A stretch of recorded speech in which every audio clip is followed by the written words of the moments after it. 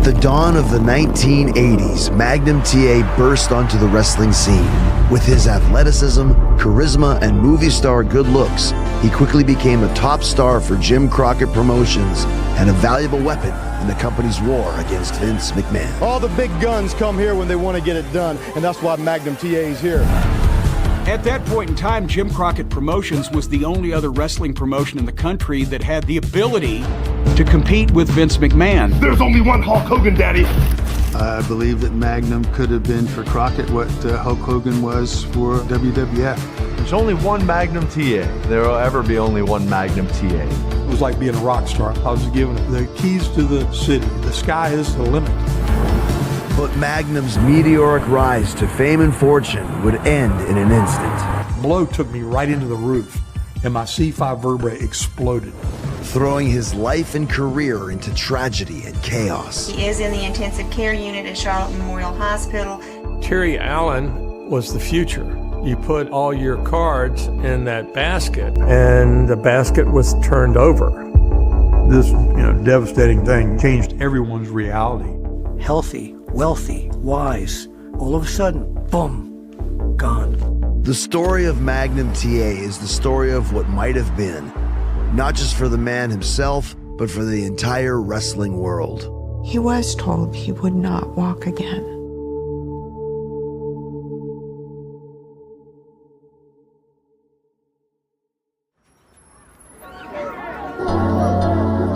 This is WrestleMania. This is the thing of today. Hulkamania is running wild. In the early 1980s, professional wrestling explodes in popularity, dominated by Vince McMahon, his star Hulk Hogan, and his powerhouse promotion, the WWF. This Vince McMahon is a genius.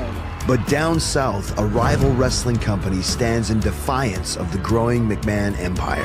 They know that Jim Crockett, the Wrestling Network, is the best thing going. That's why they're here. Yeah! As smaller companies across the country fold, Jim Crockett Promotions represents one of the last lines of defense against the WWF's nationwide takeover. But where the WWF showcases kid-friendly cartoon personas, Crockett's brand of pro wrestling is a world of blood, grit, and glamour. Soon to appear on Lifestyles of the Rich and Famous, Mr. Jim Cornette. I'm Jim Cornette. I've been involved in wrestling for over 40 years, but in the 1980s, I was one of the managers that led many of Magnum T.A.'s opponents to the ring. Crockett in the Carolinas had a tremendously strong base of fans, and also that roster from Ric Flair and Dusty Rhodes, the Road Warriors, the Rock and Roll Express. It went on and on. That was the gathering place now for all the top wrestlers that were going to oppose Vince McMahon. Crockett Promotions, around 1985. We are on the rise. We're clicking on all four cylinders. My name is David Crockett. Jim Crockett is my father. And I'm Tony Schiavone, joined by Mr. Jim Crockett, president of Jim Crockett Promotions. You had Vince McMahon, WWF, that was wanting to take over the country. It is well documented in the official World Wrestling Federation magazine that Mr. Hogan's popularity is indeed worldwide. And we liked what we were doing, so we said, nah, that's not gonna happen. We had a great stable of wrestlers. Nobody can beat the American dream! But we needed that special something. Crockett needed somebody for the future. And if you had a character, kick-ass babyface over here and a legend over here, you always needed the matinee idol, the movie star, right there in the middle of everything. Who would be the good guy? Earliest memories of television, like 6, 7 years old, were watching professional wrestling with my dad. And it evoked all these emotions of watching guys that were like real live action superheroes. So as a little kid, you start thinking, maybe this is something I could do. And I was the most unlikely guy to be doing this because I had no athletic background. My name is Terry Allen, better known as Magnum T.A. I started out wrestling in the 9th grade, and I applied myself to it like nothing I'd ever done. So as I worked my way up the ranks, by the time I'm a senior, I ended up winning the state tournament. Magnum is from Norfolk, Virginia, And he was working at a bar in Virginia Beach, and that's where tons of the Carolina wrestlers would go, because that was kind of a vacation spot. When you were up in that part of Virginia for the weekend, the guys would go party in Virginia Beach. In the 70s, I was in college and I was working security in nightclubs and bars, and the wrestlers would come down to the place where I worked. And, they're, ribbing with me, and because I'm a big guy. There was a guy there that saw me. His name was Buzz Sawyer. Buzz Sawyer was one of the most talented in-ring performers in the history of wrestling, and was one of the most obnoxious, crooked, surly, and discontented son of a bitches in the world outside of him. So Buzz Sawyer sees me, he like, all buddy. So look, this is really hard to get into this business, but I can help you. But I feel like this guy is really gonna help me. So now I see this as a potential career path. So he comes even to my parents' home and talks with all of us. Tells us, how tough the business is to get in, but he has these inroads and he can help me. And he tells me a wrestling license costs $10,000, 10 grand. And my mom and dad are like, 10 grand. 10 grand might as well have been 100 grand in 1979. My mom believed in me, and she went to her dad, my granddaddy Smith, and he gave me the money. He said, I believe in you. And so we give him the money, and so I'm going to get in. He's going to get me in the door. And next thing I know, Buzz has left the Carolinas.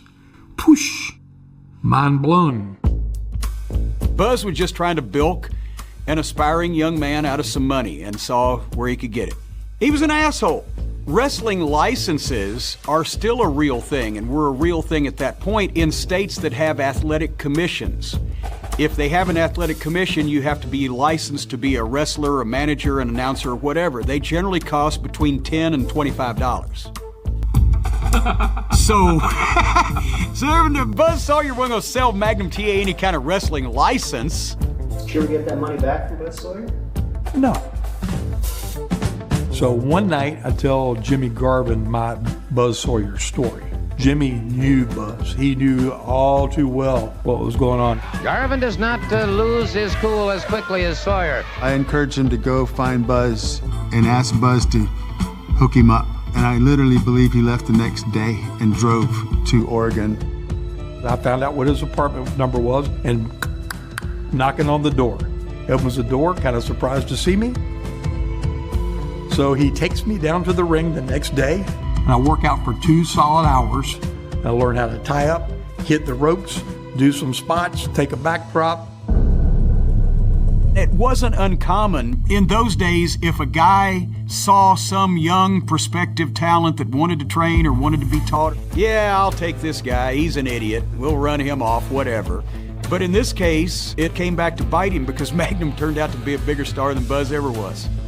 And the next night, I wrestled Buzz on television. They all think, hey, you did a pretty good job. They think I've been in the business. They think I'm trained. They think Buzz trained me. Well, he did. He trained me for 2 hours. And then I got booked 7 nights a week. I knew Magnum from the get-go. He burst onto the scene, man, and he was a breath of fresh air to watch. Jake the Snake Roberts! I'm what's left of Jake the Snake Roberts. He was no sucker, man. He was just so hungry and wanted it so bad. Terry's unrelenting drive and raw talent earn him admiration from promoters, fans, and fellow wrestlers. His hard work pays off when a single phone call propels his career to new heights. Betty Graham, that owns Florida Championship Wrestling. So he, boom, picks up the phone, gives me a call. He said, I got a spot for you. And so again, I pack up all my belongings and off I go back across the country and head south. That's where the true education of the wrestling business really started, the day I stepped foot in the territory of Florida. From Virginia Beach, Virginia, weighing in at 240 pounds, Terry Allen. So when I first came to the territory in Florida, the booker, the creative development guy, American Dream Dusty Rhodes. Never met him. I've seen his pictures on the cover of magazines. Oh, Dusty Rhodes was one of the greatest wrestlers ever, man. the best showman ever, without a doubt. He was our Muhammad Ali. The booker of a major wrestling promotion is like the major motion picture director in Hollywood. He decides the final say on the actors, who's going to play the parts, how they're going to do it, what their demeanor is, the way that the thing is shot. So the booker was the director, and Dusty Rhodes saw in Magnum T.A. his next movie star. Dusty had the potential to see talent and charisma within people that didn't know how to bring it out. Right here is the global tag team champion, Terry Allen. And he became the most influential guy on my career of anybody that I ever came in contact with. Dusty pushed Magnum T.A. to the heights of pro wrestling. He believed in him, he teamed with him, they were personal friends. Hello everyone, this is Bill Apter, and I am the most recognizable journalist and independent broadcaster in the world of pro wrestling for the past 51 years. People used to say that he looked like Tom Selleck, and Andre the Giant thought so much about that he said to Magnum, "You look like Tom Selleck, you should call yourself Magnum T.A." And that's how it happened. Back in the 80s, there was a TV show with a star named Tom Selleck, and it was about a detective, and his name was Magnum T.A. So Andre looks over at me and he says, "Boss," he said, "you're ready." And I said, what do you mean I'm ready? He said, "You're ready for something." He said, "But you need a handle." So he tied it all together and took the Magnum and the Terry Allen T.A. and put that name together. After just over a year in Florida, Magnum T.A. returns to the road, this time joining the high-octane wrestling circuit known as Mid-South. Magnum T.A. Action continues now. The popular star, Magnum T.A. Here's Buddy Nichols to tell us about it. Really a very personable young man, one with a lot of wrestling talent, and as we mentioned last week, one with a lot of desire and an opportunity to go a long way in this wrestling business. So I come to Mid-South as Magnum T.A. I don't know what Magnum T.A. means at this point in time. It's a name. I don't know how this translates into me, and nor do the people that have brought me in. So one week they're telling me to wear suits and ties. And we do that for a couple weeks, and they say, "You don't really seem comfortable in that." So then they say, well, maybe, punk rock was kind of a thing. They wanted me to wear like some punk rock clothes. I'm not comfortable at all in this, but we go through all these little things they trying to do. Nothing is clicking. So I called Dusty up. I said, I need to do something else. They don't know what to do with me. And he said, "I got it, baby. I got it. It's all good." He said, "Well, I'll tell you what you do." He said, "You go down and buy you a brand new Harley Davidson." So I bought a motorcycle jacket when I bought the new bike, and I ride that bike into town with that jacket on, and everybody looks. And it changed the whole perception immediately of who I was. Clint Eastwood and Charles Bronson and Bruce Lee and John Wayne all wrapped up in one package in a leather jacket. He had the perfect look for professional wrestling. The perfect size, the physique, the face, the whole 9 yards. This incredible it factor that I had not seen in a lot of pro wrestlers. He had it. He was going up the ladder, man. He had it all. He burned it up there for a while. And of course, not very long.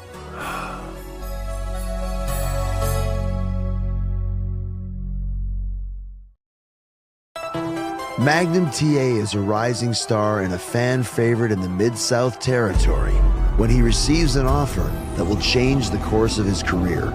I get the phone call, and Dusty says, "I want to introduce you to Jim Crockett." He puts Jim Crockett on the phone with me and says, "Look, I will promise you, if you come here, I will give you the greatest opportunity that anybody could ever ask for in the business." I first met Magnum T.A. when he walked into the office. Here's this tall, 6'1", 6'2", very well built. Blonde hair coming down, these piercing eyes, and this husky, raspy voice. Looking at the women in the office, they all, they do that. So that is the total package. The camera, who is the main judge, loved it. All the fans have been waiting for this man, Magnum T.A., and here he is. You didn't have to put lights on to make him look good. He glowed. Magnum T.A. is coming to Mid-Atlantic for one reason only, coming for the U.S. Heavyweight Championship. Almost immediately, Crockett goes and barters a deal to go on TBS on the Superstation. The moment we went on the Superstation, everything changed. The territory started popping immediately, and we blew the roof off the place. My name is Tamara Howell, and I was married to Terry Allen. We were together from 1981 until 1988. He got this raincoat jacket. He loved it. It was his Jesse James look.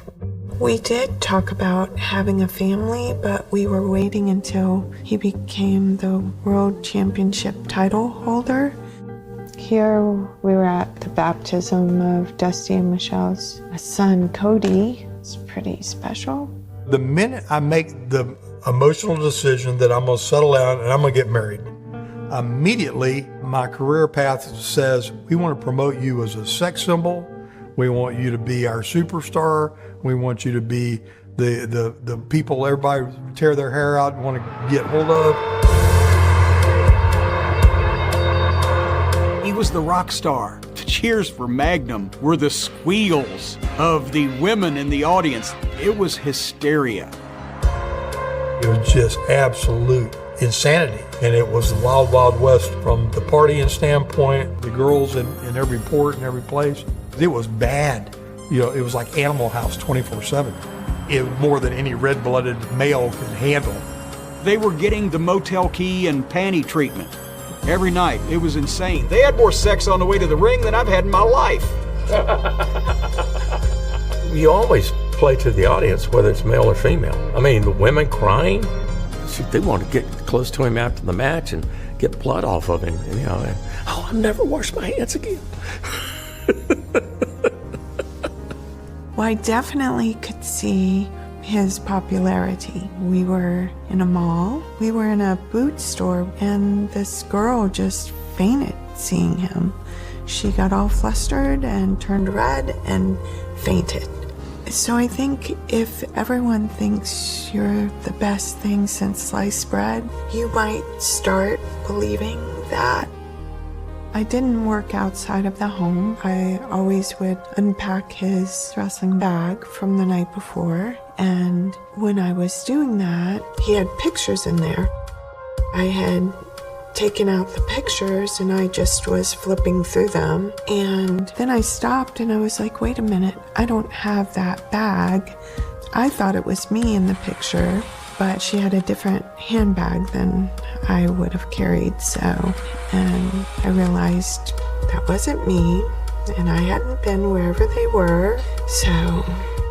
As Terry's rising fame pushes his marriage to the brink, a powerful opponent emerges, a Soviet-era strongman, bringing the Cold War to the wrestling ring. Was I intimidated by Magnum T.A.? I think it was the other way around. I think he was intimidated by me. I am Nikita Koloff, better known to the wrestling fans as the Russian Nightmare. You think he's going to run? Take a look at Nikita now. 22 inches now. I hail from the great state of Minnesota, not from Russia like I portrayed back in the wrestling days. Well, in the 80s, the United States and Russian political situation, here you have Magnum T.A., American-made. So you had the Russian might against American-made. Magnum T.A., or Mega T.A., as I used to call him. He had that whole look of that all-American. I'm like, man, this is, you might say, a match made in heaven. And they had this incredible series, the Best of 7 series. It was one of the greatest feuds in pro wrestling history. Between the number one challenger, who is Nikita Koloff, and the former champion Magnum T.A. There's got to be a clear-cut winner for 4 matches. And Nikita Koloff, there's never going to be a day in my life that I look up to a Russian and call you a superior athlete. Match number 1, I have set myself to be this physical specimen, and so to go up 1-0. So the way we just built the story and how each match was finished, whether it was a dominating victory on my part, going up 2-0, and then to go up 3-0, And then he catches me by surprise and he wins that first 3-1. And the winner of match number 4, Magnum T.A. He slips by and wins 3-2. Oh my gosh, there's hope. There's hope for America. Match number 6, and he squeaks out another victory, and now it's 3-3, and it's gonna come down to that final match number 7. The man standing before you right now is a man that's going to take it all home, bring it home right here, United States of America. It couldn't have been set up any better. And Nikita Koloff gets the 1-2-3. Man, I want to tell you, the fans were not happy that night, boy. Talk about heat. The heat on me elevated to a whole nother level. And so, of course, Magnum, now he's got to chase and get back that U.S. title. That, by the way, set you up as #1 contender for the World Heavyweight title back in those days. Now the chase is on. 1986 was pretty much the culmination of a long-running rivalry between Dusty Rhodes and Ric Flair for the world title. And next in line, whenever that trigger would have been pulled, was Ric Flair and Magnum T.A. Into 87, 88, that would have been the direction they were going. Who's going to be the world champion? Who's going to be the dominant guy in the NWA? Ric Flair or Magnum T.A.? In the 70s, 80s, the National Wrestling Alliance World's Heavyweight title was the most coveted wrestling title you could go after. That 10 pounds of gold belt was an amazing thing. And he was going to get that, no doubt about it, because the powers that be loved him, you know, and they trusted him. The powers that be are the promoters of the National Wrestling Alliance, the governing body of the majority of the nation's regional territories, including Jim Crockett Promotions. There was a meeting that Dusty and I and Jim Crockett had where we flew up to New York, went out to dinner, and they told me that the decision had been made, the NWA had blessed it, and that I was going to be the next World's Heavyweight Champion. The trajectory was to take the next step, move away from Nikita so I can move back into that chase. But in the meantime, we've got this new brash, fresh, smack-talking heel named Jimmy Garvin that comes in, and we got this great new opportunity. This is gorgeous Jimmy Garvin. And this angle with Terry and Patty and I was going to be huge. And I have confidence because I know that I'm the greatest athlete in the world and nobody could beat me. But, you know, I had that match with him in Greenville, South Carolina that night. A heck of a match, and we were getting ready to blow the territory wide open. It just never happened because that was the night of the incident.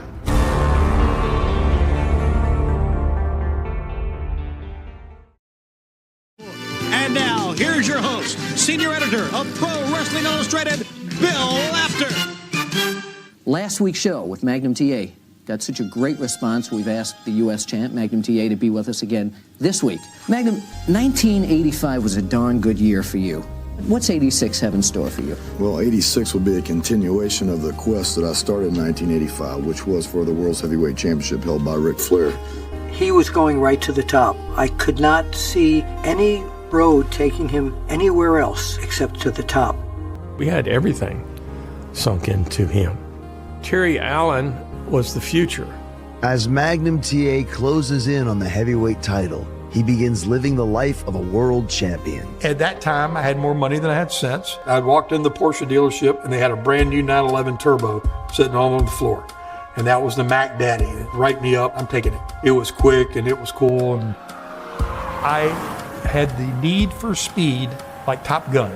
You know, if it had a combustion engine in it and it was loud and it was fast, I liked it. My plan was to have a run with the belt, I'm 27, by the time I'm 30, out of it, and then go drive NASCARs. I didn't want to be running around in my underwear in front of people at 30-some years old. I thought that was ridiculous. On October 14th, 1986, after defeating gorgeous Jimmy Garvin in front of a roaring crowd in South Carolina, Magnum T.A. hits the road in his prized Porsche 911. I'm 5 minutes from my house. I'm on a 2-lane road, and I've driven hundreds of times. It's like the horse turns the corner and knows the barn's right there, and I'm on the track. It was raining so hard, coming back you could barely see. The road that I was traveling on that night had a little slight bend curve in it. Right in the middle of the curve was a little divot in the road where water had gathered, probably 2-3 inches of water all the way across the road. When I went around the corner, and that dip right in the middle of the car hydroplaned. When a car hydroplanes, it means your tire patch loses contact with that road. So my tires were actually floating on top of that water. So I did what I had done before to counteract something, and I made the situation worse. The car spun violently the other direction, and I broadsided a telephone pole so hard that I cut it in half. It happened so fast, it was violent, and the blow was like I had been hit by a freight train.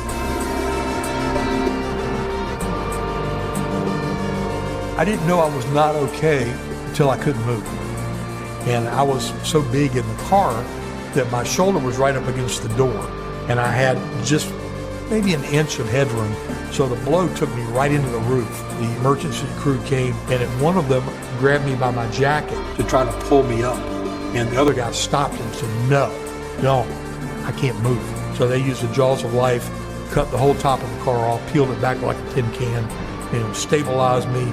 They couldn't airlift me out because it was raining so hard, took me by ambulance. It changed my life, it changed the people I worked for, it changed my family, it changed everybody in a nanosecond. The police called me. They were taking him to the hospital. On my way to the hospital, I was behind the tow truck that had his Porsche on it. And to see the Porsche the way it was very frightening. The roof was off. It was a mess. It looked like he probably was dead. Well, they took me aside and they told me that he had fractured his vertebrae. They needed to get him into surgery quickly. My first view of a medical professional that's giving me a diagnosis, he used the words C5 quadriplegic and neck down paralysis. Me into one shot of ever attaining any level of mobility beyond sitting in a wheelchair and being taken care of by someone for the rest of your life. Matter of fact, they were just trying to figure out how I was going to breathe. They said my lungs were paralyzed. They were saying things to me like, well, maybe you might be able to be on an iron lung instead of a ventilator. The guy's in intensive care. They've got him all hooked up. They keep him sedated. You just feared for the worst. It was, is he truly going to make it? What was going through his mind? They're shooting me up with morphine every time I blink because they can't communicate with me. If I try to communicate anything, they think I'm hurting. So I'm in such bad shape, they're just zapping me with the moon and stars. My brother came in, he just said, he'll never, ever get in the ring again.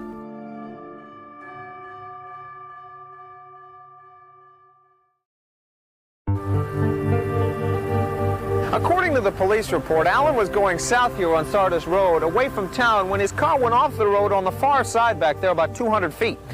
He apparently tried to correct and bring it back onto the road, but it was slippery, and he ended up on this side, slamming into this telephone pole with enough force to break it in half. Memorial spokesperson Cecily Newton explained that Magnum has a spinal cord injury that is localized to the 5th cervical vertebrae. And it exploded. It sent those bone fragments back and created compression on the spinal cord. It was on every news channel. You saw the pictures of that car, and it's absolute miracle that anybody was alive. It was completely destroyed. It was the front page of the Charlotte Observer. It's a type of situation where you don't believe it has happened until you actually see him, and no one has been able to see him, so we're still kind of stunned. Radio, newspaper, we really didn't have internet, so it was all word of mouth. I'm sorry, ma'am, that's the only thing I'm permitted to release at this time. Memorial Hospital has fielded some 8,000 to 10,000 phone calls about Magnum T.A. since the wrestling star was admitted. The hospital lobby looks like a florist convention. I think he received the most letters of anyone there at their hospital. I do have the newspaper clippings and bags of mail we received.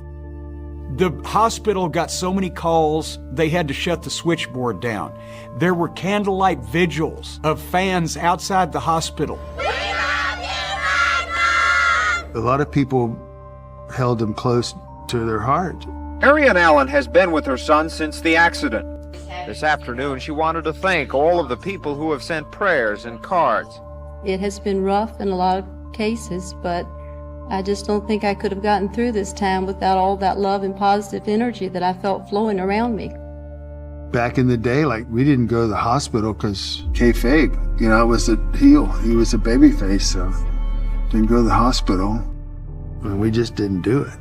In the 1980s, wrestlers and promoters still go to great lengths to maintain the illusion that wrestling is real, a practice known as keeping kayfabe. So Flair and the Horsemen or any of the heels couldn't go to the hospital and see Magnum, so what they did was, one of our people that worked at the office was also a Charlotte City police officer, and he arranged with the hospital to sneak Flair and some of his guys up a back stairway and into the room in the middle of the night so that nobody would see him so they could go and see Magnum. Flair came in my room with the 10 pounds of gold, laid it on my chest, said, I'm giving you this one, and wait for you to come back in the ring and get the other one. When Magnum had his accident, he was obviously automatically without income. And in this case, all of the guys on the roster got together and said, we will donate whatever from our check per week to Magnum, and Jim Crockett, as the promoter, would match the total of everything that was collected by the wrestlers. So whether it was $25 a week or $50 a week out of everybody's check, but there were 30 guys, and then he'd match it. What's your role in his recovery? I was there every day. I went to the hospital every day, and I helped feed him, bathe him, helped him with everything that he needed. So I don't really get to have real soul-searching moments about all of this for about 30 days. When things cleared a little bit, I got out of the ICU, got in a room, people were able to start relaying things to me that was going on in the outside world that I was pretty oblivious to. I love Magnum more than I love everyone else. It's sad somebody happened to a man so talented and good shape. I don't want it to end his career or nothing. Immediately I felt horrible. Not for me, but for my friends, for Dusty, for Jimmy, because I knew everything they had built around me. Their whole future and plans and everything is built around me. There was no plan B. Magnum T.A. was this shooting star that we attached ourselves to. We were flying high with him. There was nothing to stop us. But then that shooting star went dark. And with that, we went dark. We were trying to find our way, just like Magnum was trying to find his way. I'm on a tour in Japan. My first night back is in the city of brotherly love, Philadelphia. Dusty and Jim Crockett pulled me into an office, and it took him a few minutes, as I recall, to really convince me, like, no, we're not kidding. Like, this is for real. He's lying in a hospital in Charlotte, North Carolina right now, fighting for his life. He's Dusty's guy. He's his bread and butter. He's groomed to be the next world heavyweight champion. So obviously this leaves a void. The last 2 weeks have been very difficult for Dusty Rhodes, the American Dream, because Magnum T.A. and Dusty Rhodes made their own rules. We love fast cars and fast times, and that's the way we lived on the end of that lightning bolt that crashes through this vast earth of ours. So Dusty and Crockett and everybody else was faced with, well, what do you do when you're still making a movie but your star is gone? You gotta find a new star. At that point, there was no major wrestling name that was just floating around waiting for a phone call. So Dusty looked within his own roster and said, who can possibly not take Magnum's spot and look like him and act like him and do the same thing that will be seen as a copy of him, but who can take that spot and do it in a completely different way? And I have a new partner. And that's Nikita Koloff. I'm like the #1 most hated guy in wrestling right now. I mean, the fans love to hate me, and I'm Russian.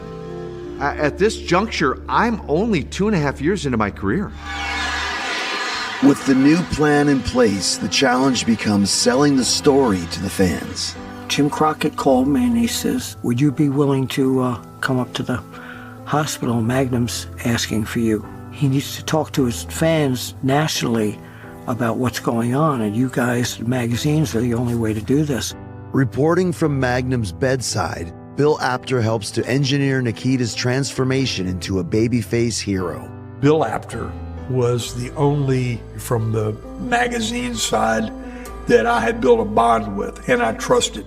The story that was worked on was so heartwarming because Nikita Koloff, and we had a picture of this on one of the wrestling magazines, that there was a tear coming down Nikita's eyes for the cover, and he said, I cry for Magnum T.A. And for the fans, for the very first time, oh my gosh, Nikita really does have a heart. There was literally millions of people like watching from the sidelines now, that they were looking at this man that's now fighting this real life battle, and they're all pulling for me. How's he gonna handle it? What's he gonna do?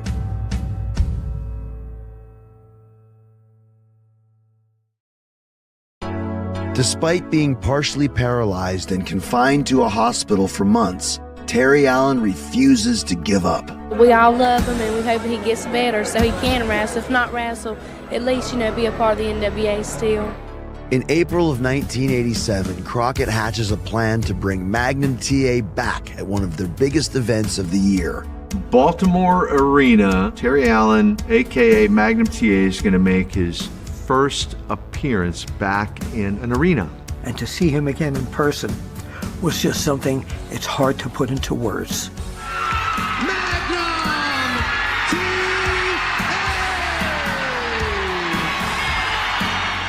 For me, watching Terry Allen walk down that aisle, that shows me that you can overcome almost anything. And never give up. I mean, for a guy who is supposed to be lifted out of a bed and fed the rest of his life and bathed and all of that, to be able to walk under his own power was an absolute miracle in and of itself. I mean, I got choked up, like for real, because it was a surreal moment. I can remember the moment, the emotion, and the feel, and the fans, and just like it was yesterday, it was one of the most emotional moments I've ever experienced. They saw me come from, death's door to never gonna walk again, to my gosh, he walked to the ring. Despite his enduring popularity, it's clear that Magnum's wrestling days have come to a permanent end, leaving his future uncertain.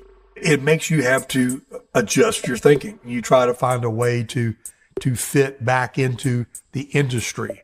I was an intelligent guy. I was still well-spoken. So I worked as a color commentator for a while. I'll be working with you, Magnum. I really look forward to that. I know all the fans in Chicago look forward to seeing you again. It's going to be great, and I can't wait. Magnum finding his niche in wrestling after his accident was very hard because being around it, you always want to be back in it. The hard times continue for Magnum behind the scenes. We settled into a normal life. I thought our marriage was doing well, but we stayed together for about a month after I got out of the hospital. There was some infidelity past the accident. I felt like I had given pretty much everything I had. I just couldn't do that anymore. And it was so overwhelming for her because the realities of all the things that had taken place on the road, she becomes aware of because I'm forthcoming. And I feel bad about it. This is a bad deal. I loved him very much. It was hard for me to leave him. But I think at some point you're just like, once something is done again, how many times can you let that happen? As Terry's relationship ends, the once mighty Crockett Promotions implodes. At this point, nobody on either side of the wrestling war or any of the fans or the observers realized exactly how crucial this was going to be a point in the wrestling business. All of a sudden, they had to start from scratch. In 1988, Crockett makes a deal with media mogul Ted Turner, leading to the birth of World Championship Wrestling and the end of an era for wrestling fans. If Terry Allen had never been in the accident, the future of the NWA, Jim Crockett Promotions, the sky's the limit.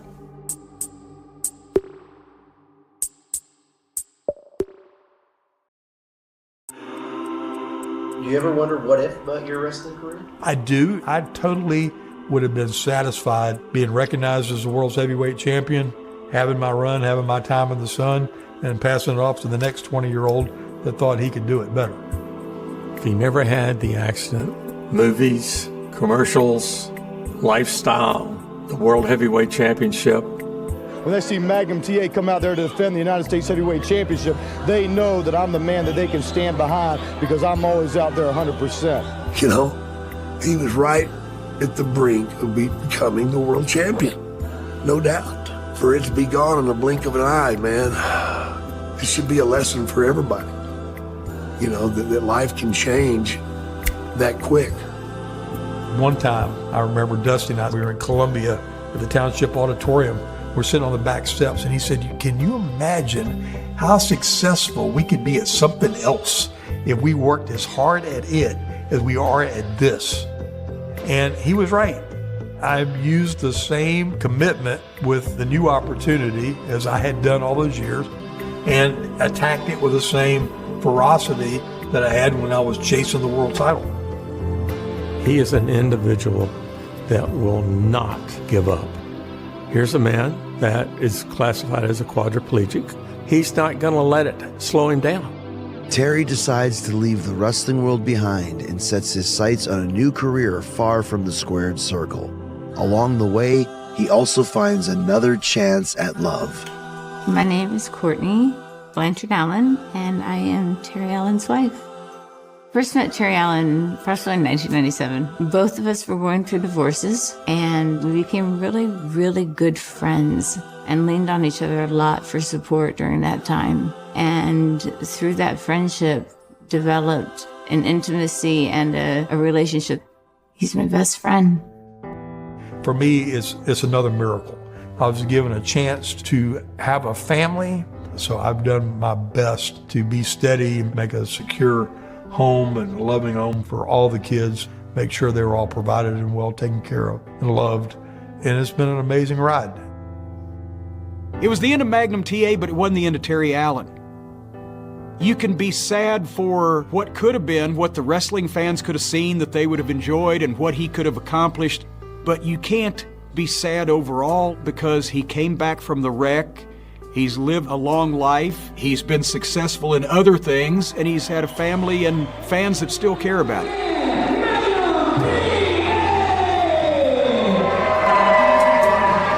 That's it! That's got to be some kind of a record! He pinned him! It had to be less than 15 seconds! Is it tough for him day to day? Oh, you know it's gotta be. Yeah. He'll never tell you that. He had just a small percentage chance of survival, and his ability to overcome absolutely anything has proven true every day since that accident. If he wasn't at peace with how it ended, it wouldn't be so inspirational. There are so many people out there that want to know more about his story, to be able to do the things that he can do now. I lived the dream that most people only dream of and never get to see come to fruition. The other what if is, what if I hadn't woke up at all? And I'm so thankful that I did. And, he was dead set. And then, we got bets on board with him. I was like, okay, I was not looking at this match as like a second act of my career. I was just looking at it as a way to try to keep my head above water. I thought, when this run is done, I am too. Did you know going into this, what Mick had planned? Yes, he told me the high spots, that he was going to be all right. If he can see it, he can do it. And I trust that. We have only seen one hell in a cell matchup in WWF history. And it was the most unbelievable match that I think I've ever witnessed. Jar, I remember specifically thinking to myself, I need to come out with everything I've got. Just eyes on the prize. This match has so much riding on it, JR, that the loser may not even stop at the hospital. They may go straight to the morgue. There's that old saying, be careful what you wish for, you just might get it. Ladies and gentlemen, the following contest is the Hell in the Cell match. On June 28, 1998, at Pittsburgh Civic Arena, a packed house eagerly awaits the Hell in a cell showdown between Undertaker and Mankind. Yeah, you've got to imagine the pressure that Mick's probably feeling as he's walking to the ring. You know, knowing that the last time an audience saw this match, it was Shawn and Taker. Knowing that he's got to outdo that. Poor Mick. He's not exactly the most nimble guy in the world either. My name is Jimmy Corderas. At the time of Hell in a Cell, I was part of the ring crew and also a referee. I was backstage watching on the monitors, and Gerald Briscoe was the one who produces there. I had the best seat in the house, sat right in front of about 10 monitors watching everything. So you were like basically sitting in the captain's seat during Hell in a Cell? I was the pilot, baby. This is probably the first time in 20 years that I've watched this match.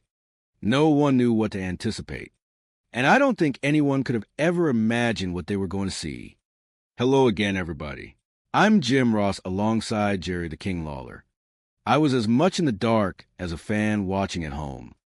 I did want to start the match in a way nobody had ever started a match before, and to do something no one had ever done. I think there's a little bit of shock on everybody's face, like, he's going up now? He's going up at the beginning of the match? He's supposed to start out inside the cage, isn't he? What next? He's not very logical. I mean, he needs therapy. I had not been on top of the cell. I assured Mr. McMahon of The Undertaker, yeah, I've been up there. It's fine. But the truth is, when I got up there, I was terrified. I'm actually not good with heights. Whoa, it's totally dark in here. He may fall off that cell. The entire time The Undertaker's music is playing, I'm thinking to myself, how can I gracefully climb down this cell without ruining my career? Wait a minute. Do you think he's daring The Undertaker to start this match up there? I thought it was a hell of a way to start. The Hell in a Cell match is officially underway. It created a fear of the mind that one could not get past. Something's going to happen. What's going to happen? They had attached the top section of the cage with zip ties. But there's 600 pounds of human beings up there. The Undertaker and I both take a step, and that mesh goes down by about a foot. Oh my gosh, look at this, it broke through, and I literally hear zip ties springing. They're destroying the Hell in a Cell. When those zip ties were popping off, I thought, oh boy, this is not good. I attempt to suplex the Undertaker on top of that mesh. He cut that off knowing that, there was a decent chance we were both going to go through it. They're throwing punches, and they got toward the edge of the cage where the announce tables were. I thought when they got close to the edge, there's just no way in hell that Mitch is going to take a tumble off the top of the cage. That's too dangerous. That's too iffy. There's very little margin for error. I look at this incredibly small table like a little dollhouse. I don't know how in the world it's going to work out, and I don't like it a damn bit. And lo and behold, the closer they got to the edge of the cage, the more I became convinced that something big was going to happen here momentarily. And it did. Then all of a sudden, here's Jim Ross, and here's Jerry Lawler, as well as the Spanish announcers, and they're looking up, and a 300-pound human being is flung at them from almost 20 feet above them, and he's coming at them fast. As strange as it sounds, it felt like it was going by in slow motion. It also went by in the blink of an eye. All of a sudden you hear this. God, this crash. Holy shit, did we just see what we thought we saw? The sound of Nick going through the announcer table was scary as hell. Everyone that was in the back We just exploded in concern. It was like witnessing a car accident. Who you will thought he was dead. This man just stopped dead in his tracks. In a business filled with crazy, strange things, nobody had ever tried to do something like this before. It blew everybody's mind, and I thought, my God, this is over. There's no way he's going to get back up. There was an audible gasp where everyone went no. We had 2 young children at the time, and they didn't know what to think of it. All I kept saying was, oh, it's fake, just to soothe them. Yet in the back of my mind, I'm freaking out. It's tough to know when it really, really, really is real. But it had to have hurt him, and it was believable. If the Undertaker threw him just a little too far, or a little too short, that's falling from God, knows how high onto concrete, or could have even landed on fans. The pain would come later. I'm kind of flying high on adrenaline, and I pulled off this pretty lofty goal. Going through the table could not have gone better. He saw in his head, and in mid-air, he turned in such a way that he was able to land flat on that, announced death to cushion that fall, and not kill him. And when it did happen, you should have heard the voices back there. Replay that, and you go into business mode where you're trying to get every great shot that you had. With it, Hugo Savanovic, the Spanish commentator, bailed out his chair instead of getting flattened. It was pretty traumatic, to be honest, because it was my friend out there and being torn with the rule that you don't step in, you don't interfere with whatever Nick was trying to construct. The fans were literally having this guy laying at their feet, and they're looking at all the attendants and the referees. I know Terry Funk was the first one to get there. I asked Terry, is he conscious right there? Now we're trying to make room for Dr. Francois to get there. So I was in my medical room, and suddenly I hear right now, come right now, Nick fell from the top of the cell. And I said, what?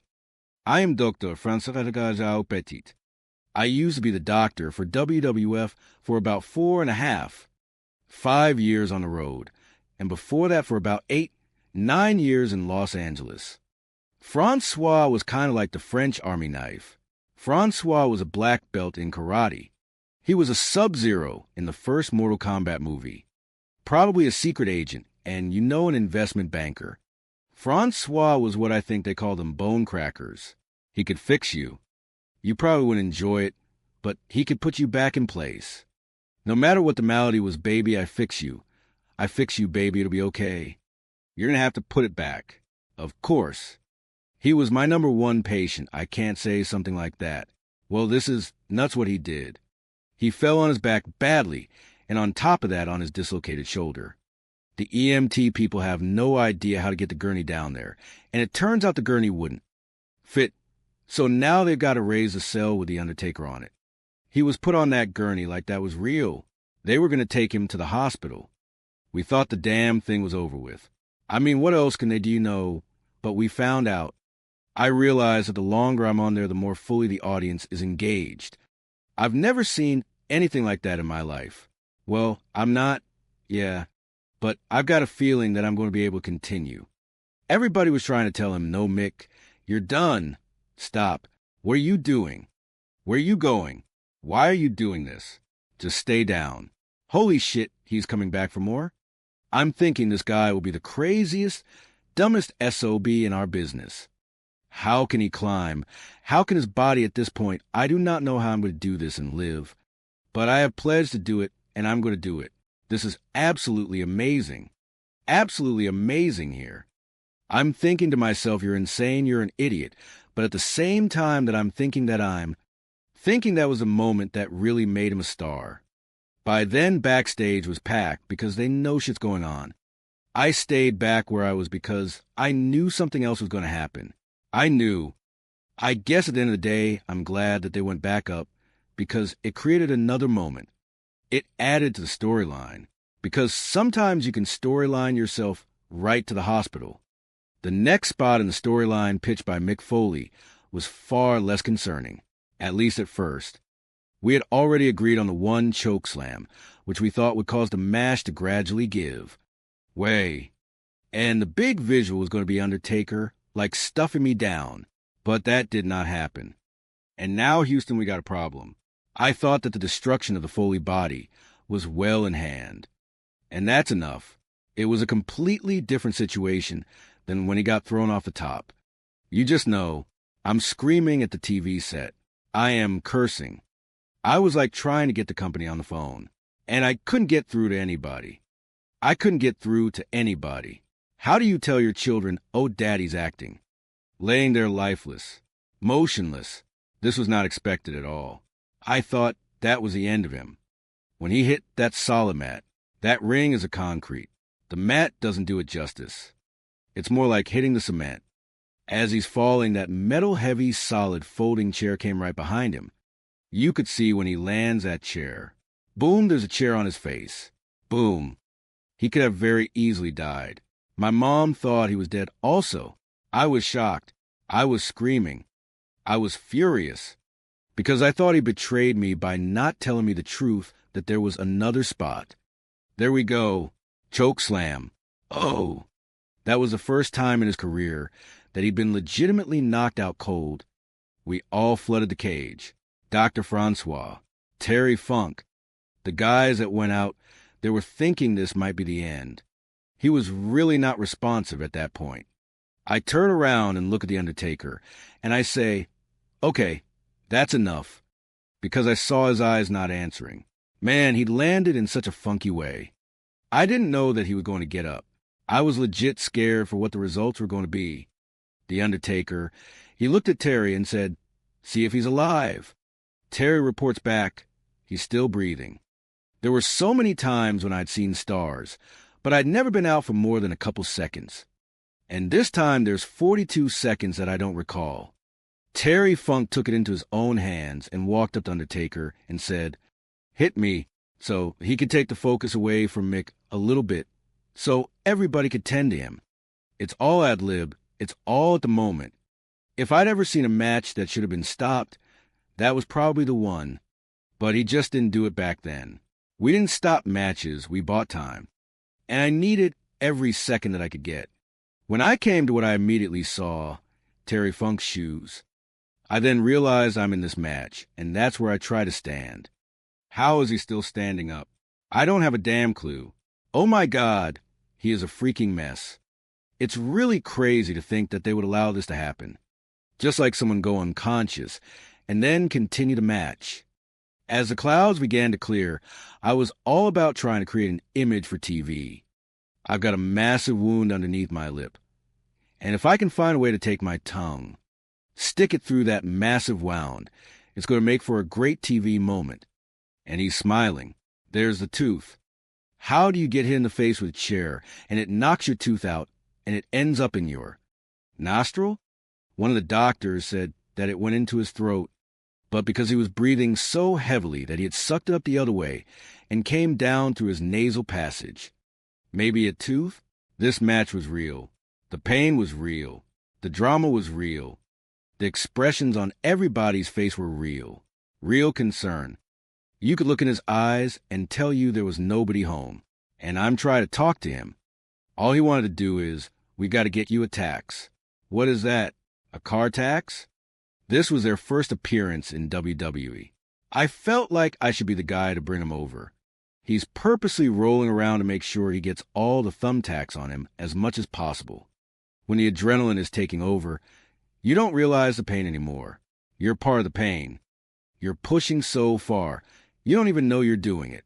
Mick is very big about come hell or high water, whatever it is, he will see it through. Finally, the 17-minute match comes to an end with The Undertaker defeating Mankind. What a spectacle it was. In that Pittsburgh Civic Arena, 16,000 people.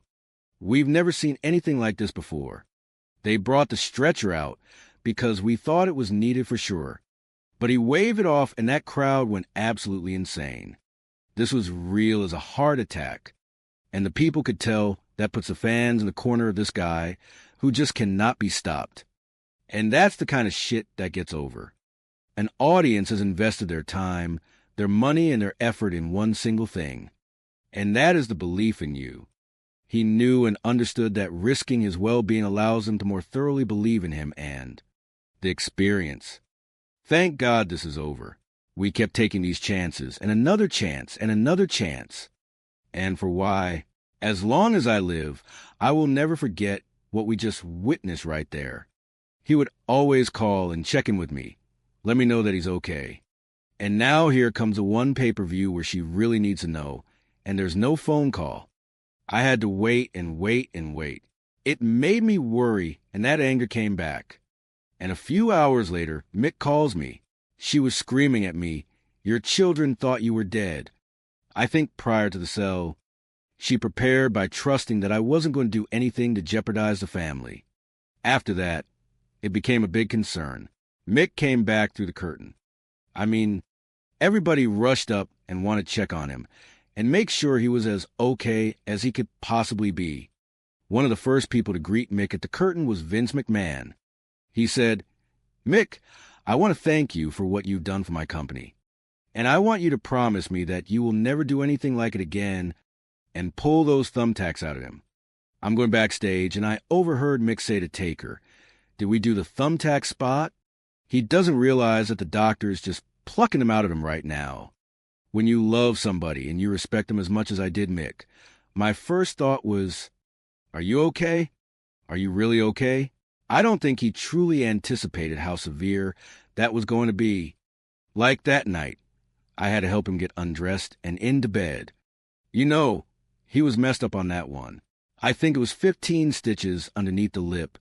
Lost these 2 teeth. I don't even know if I was treated for concussion. I had a bruised kidney for about 6 weeks. My jaw was dislocated. I can't remember which shoulder was dislocated, but you know what? That match changed the way people felt about me, and that's what really sparked the career. Renaissance. With what you did at Hell in a Cell, I want to publicly thank you. Going from Vince not wanting to see him in a WWF ring to 6 months after that match, he was world champion. The reaction, the pop, the adrenaline, the rush, the more he did, the more risks he took, it made me worry. The bar kept just going up because it was never good enough. I think he felt like he had to live up to being the hardcore legend, continuing things that he probably shouldn't have. Mick, at that point, was about what are the limits of physical human endurance. He felt like he owed it to the guy he was working with. He owed it to the people to do something that they hadn't seen before. I remember not a scolding, but a warning. If you continue to try to do these type things, it's going to catch up with you. He understood, but he didn't agree with me.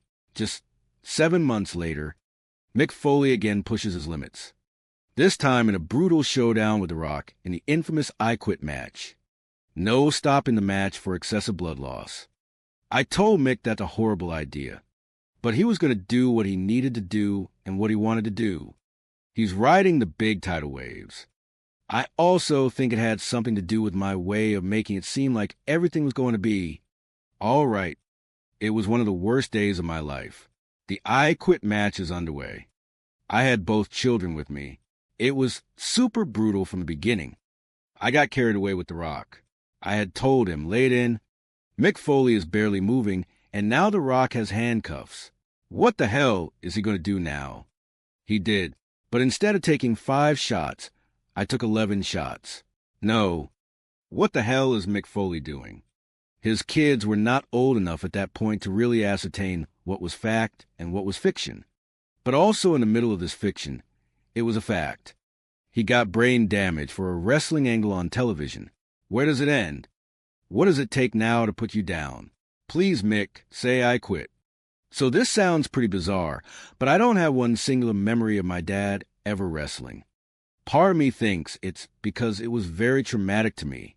Like, how could these 11 shots change my dad's health? Like, if you were to get 11 headshots, a normal person probably could have died. It's sickening, honestly. I really, really hate the I Quit match. Mick always wanted to over-deliver. And somewhere down the road, all of us need to ask ourselves the question, was it worth it? No. I understood that the style I chose was going to result in great discomfort. There were so many times where I could have made a move less painful, but I chose not to because I thought it would look better. No, there were a handful of doctors saying that you need to stop now. If you continue wrestling, you'll wind up crippled. Do you think that stopped him? I still thought I had one good match left in me, and so I set about trying to delay the inevitable. There were times when he should not have been wrestling. He shouldn't have been cleared. He'd drive around and not remember where he lived. Concussion on top of concussion on top of concussion. My appointment with the WWE neurologist had not gone particularly well, so I booked an appointment independent of WWE. I'll never forget what he told me. He said, "Mr. Foley, if you want to try to find another neurologist to clear you, that's up to you. But I'm telling you, you should never wrestle again. If you push those physical limits like Mick has, you're definitely going to pay a price." Sadly, Mick is paying that price right now. Back then, we didn't know the long-term effects of concussions. When guys take a bump, they have an impact in the ring, similar to experiencing a 25-mile-per-hour car accident. I can only imagine the type of pain that Mick has to live with. He's paid the price for all this fame. Mick is very special, and he's lucky he's still with us. CTE is a very scary disease that is a long-term effect of repetitive concussions and brain trauma. We don't really know how my dad will be doing in 10, 20 years or so. If you're wondering if I'm worried about that, yeah, really worried. Every day, I worry about that. The fallout from what I'd done, I don't see a way out of it. That's one of the most respected and beloved men to ever compete in our business. But I'm going to fight it. I'm going to try to be someone who continues to get sharper as they get older. And so I have these spoken word shows. It's like mental gymnastics for my mind. And I hear the crowd chanting, "Undertaker." Putting on a show, having that stimulation from people, that keeps them going. I could either appreciate what I have, or I could live in complete fear about the unknown. So I'm going to continue to enjoy myself. He lived his dream. He made his dream. He needs to feel accepted, especially around his legacy. I tell him, go, do the things you like to do, but don't push your luck. Colette knew that I was kind of my own worst enemy when I was in the ring. We dress up in wild costumes and engage in a fantasy form of combat that leaves a lot of us in worse condition than we arrived at. And we do it to earn the acceptance of total strangers. For me, it was all about the reactions, the eyes lighting up, my desire to be authentic. I definitely wanted to be loved. All the sacrifices you put your physique through just for the roar of them. I like that roar. You can't say that the fault without also admitting that it's responsible for my success. Mick Foley is known for many things. He's a multiple-time champion. He's donated time and energy to charities. But what he's known for is Hell in a Cell. For years, I really harbored some resentment for that match because it was the only thing that I was known for. I was in a dark place for a while. On one hand, I knew I'd done a lot in wrestling. On the other hand, I felt like I'd accomplished nothing at all. The Undertaker and we were reminiscing, and he says, "You know, Jack, what we did that night will outlive us both." That was a major step in embracing that moment. That's what I got out of wrestling for, to try to create moments like that. I think fans are going to remember him as a guy who gave his heart and soul to this business and appreciate him immensely for it. The audience is coming to be in awe because few people in the world can put you in awe. And those people do. This is the beauty of it. Me and my dad, we were at the WWE warehouse, and we came across the cell. My dad certainly wasn't expecting to see it. He touched it, and he just started tearing up and started crying. I've never seen my dad cry.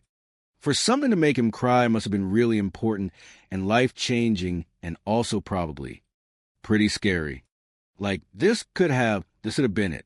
I'm lucky I'm here after that. There's no reward big enough to cover that risk.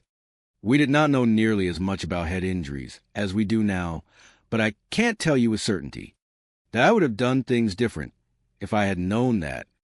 I felt like the world had offered me this canvas to create surreal, sublime performance art. There were some bumps in the road, but it was a pretty magical way to make a living. On certain nights when things were really good, it was one of the most powerful feelings in the world. On the 20th of June, in the year 1998, at the World Wrestling Federation King of the Ring pay-per-view event, a single match etched its name into the bedrock of sports entertainment history as one of the most astonishing encounters ever witnessed. It was The Undertaker versus Mankind inside the demonic structure known as Hell in a Cell. When Hell in a Cell descends upon your consciousness, it hits with the force of a heavy mallet. The industry knew those two performers liked to push the envelope until it teetered precariously over the edge. But nobody could predict the sheer magnitude of the chaos that unfolded. Professional wrestling is a constructed performance, but gravity remains an unforgiving constant. Throughout decades in this business, many spectacles have caused genuine apprehension. Yet nothing matched the sheer terror that afternoon, at least until the later stages of the match unfolded. What left millions of fans around the globe utterly paralyzed was the relentless, punishing brutality that Mick Foley endured until witnessed with one's own eyes. The human mind refused to accept that a person could absorb such physical devastation and continue to draw breath. This match was not mere theater. The pain was absolute, and the dramatic tension was palpable. Behind the broadcast desk, veterans were shouting curses, labeling the risk an act of pure madness. The haunting question echoes through the decades. Why push the human body to such extremes? Hell in a Cell remains a complex legacy, serving simultaneously as an epic triumph of theatrical daring and a sobering cautionary tale. The industry dodged multiple severe catastrophes that afternoon, not just one, allowing an athlete to experience unconsciousness and subsequently resume combat as a haunting thought in modern retrospect. The collateral damage that followed is an entirely separate tragedy. At what point does a machine halt? When is enough truly enough? Every performer pays a heavy toll for the decisions made during those brief 15 minutes in the global spotlight. It was a dangerously unhinged masterpiece, forcing every observer to confront a sobering inquiry. Was it genuinely worth the cost? Every individual who enters the world of professional wrestling is typically searching for something missing within their personal lives. For Mick Foley, a childhood marked by teasing created an overwhelming psychological need for acceptance, coupled with the burning ambition to capture the World Wrestling Federation Championship belt during his sophomore year in college. A young Foley demonstrated this theatrical impulse by filling his mouth with red food coloring, leaping from a lofted bed onto a stuffed object on a concrete floor, and spitting the crimson mixture upon impact while dormitory peers watched. Hearing a spectator voice absolute disgust provided an intoxicating rush of power. If total adoration proved unattainable, eliciting shock and revulsion became a viable alternative to secure reaction. Born Michael Francis Foley, the man who would earn the moniker the hardcore legend survived the horrors of Hell in a Cell. But the psychological blueprint for self-destruction had been cast years prior. For many fans, Hell in a Cell serves as the ultimate gateway into the industry. Countless enthusiasts recount that specific bout as their introduction to professional wrestling, prompting the inevitable follow-up question: did they expect every contest to match that level of extremity? The reality is starkly different. A standard Mick Foley match was already intensely brutal, featuring bloodshed, thumbtacks, and fiery explosions. From wrestling inside Japanese rings amidst barbed wire and controlled explosives to absorbing sickening impacts directly onto uncovered concrete, Foley subjected his physique to an unprecedented level of punishment. His daughter, Noelle Foley, reflected on growing up watching her father push the boundaries of human endurance, noting that he lived for the visceral gasps of shock and disgust from the audience. Realism was his primary instrument. Foley often remarked that a match felt unsuccessful unless he struggled physically just to return to his hotel room. He did not revel in the physical agony itself. Rather, he embraced a unique ability to absorb the trauma and sell the narrative in a compelling, entertaining manner. Colette Foley, who crossed paths with Mick more than 35 years prior, recognized the gentle, kind soul behind the eccentric humor and corny jokes, eventually marrying him with a ceremony themed around beauty and the beast. She understood his unwavering commitment to his craft. When the adrenaline surged through his veins, his singular objective was ensuring the audience left discussing the magnitude of the spectacle, regardless of the personal risk involved. That relentless drive pushed him toward ever-increasing heights of danger, birthing unhinged alter egos like Cactus Jack, a wild character defined by sheer charisma and an unpredictable aura that commanded immediate attention. Jim Cornette, working as an agent and producer for the World Wrestling Federation during the Hell in a Cell era, noted Foley's exceptional grasp of match psychology. Foley understood instinctively that audiences gravitated toward performers who appeared entirely out of control, individuals willing to shatter the scripted boundaries to manipulate the emotional state of the arena.